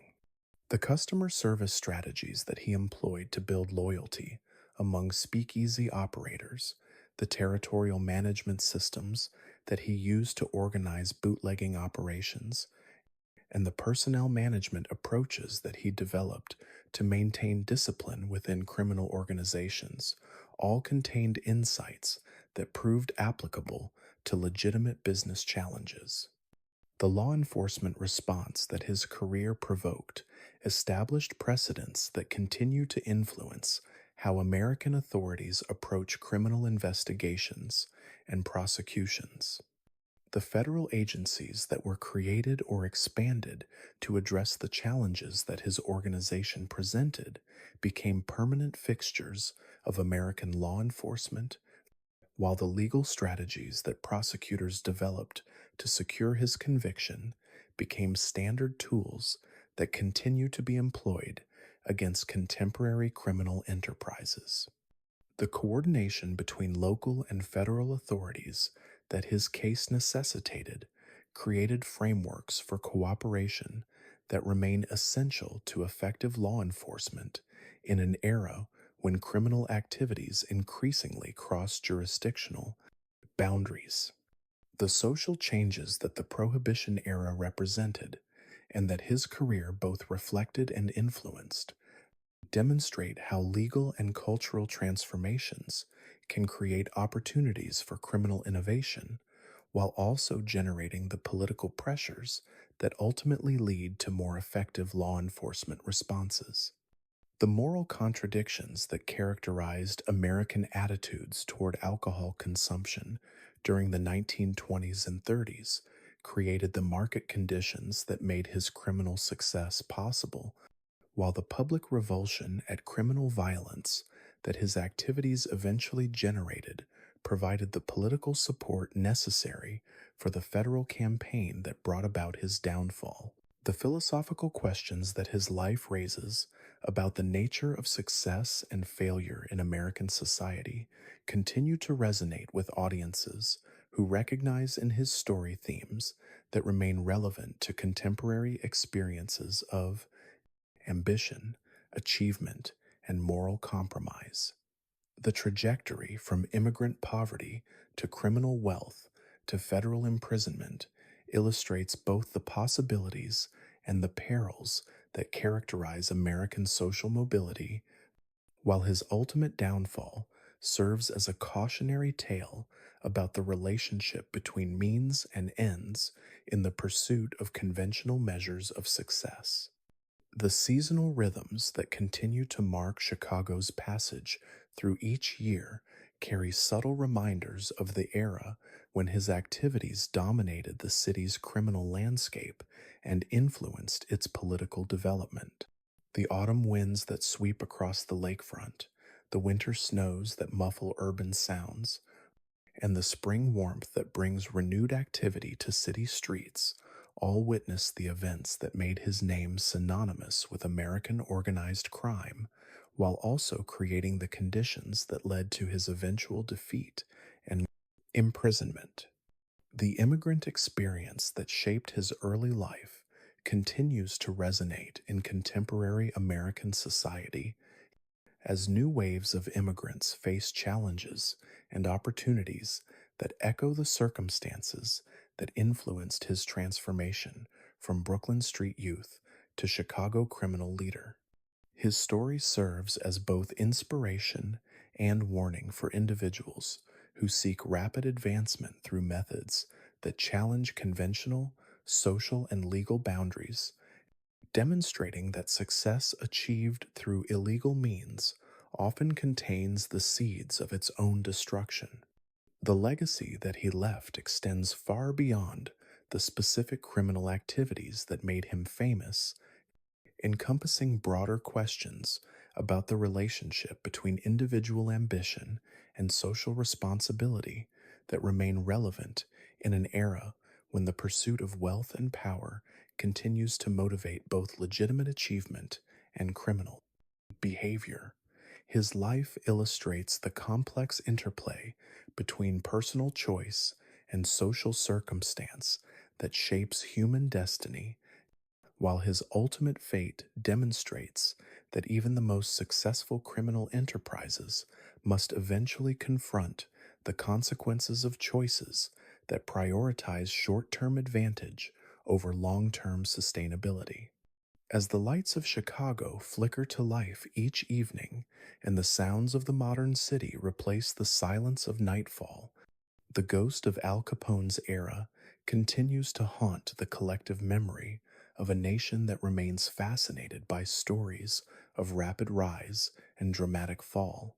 His transformation from ambitious immigrant youth to notorious criminal leader to federal prisoner represents a uniquely American narrative that speaks to enduring themes of opportunity, achievement, and the price that success sometimes demands from those who pursue it through means that society cannot ultimately tolerate.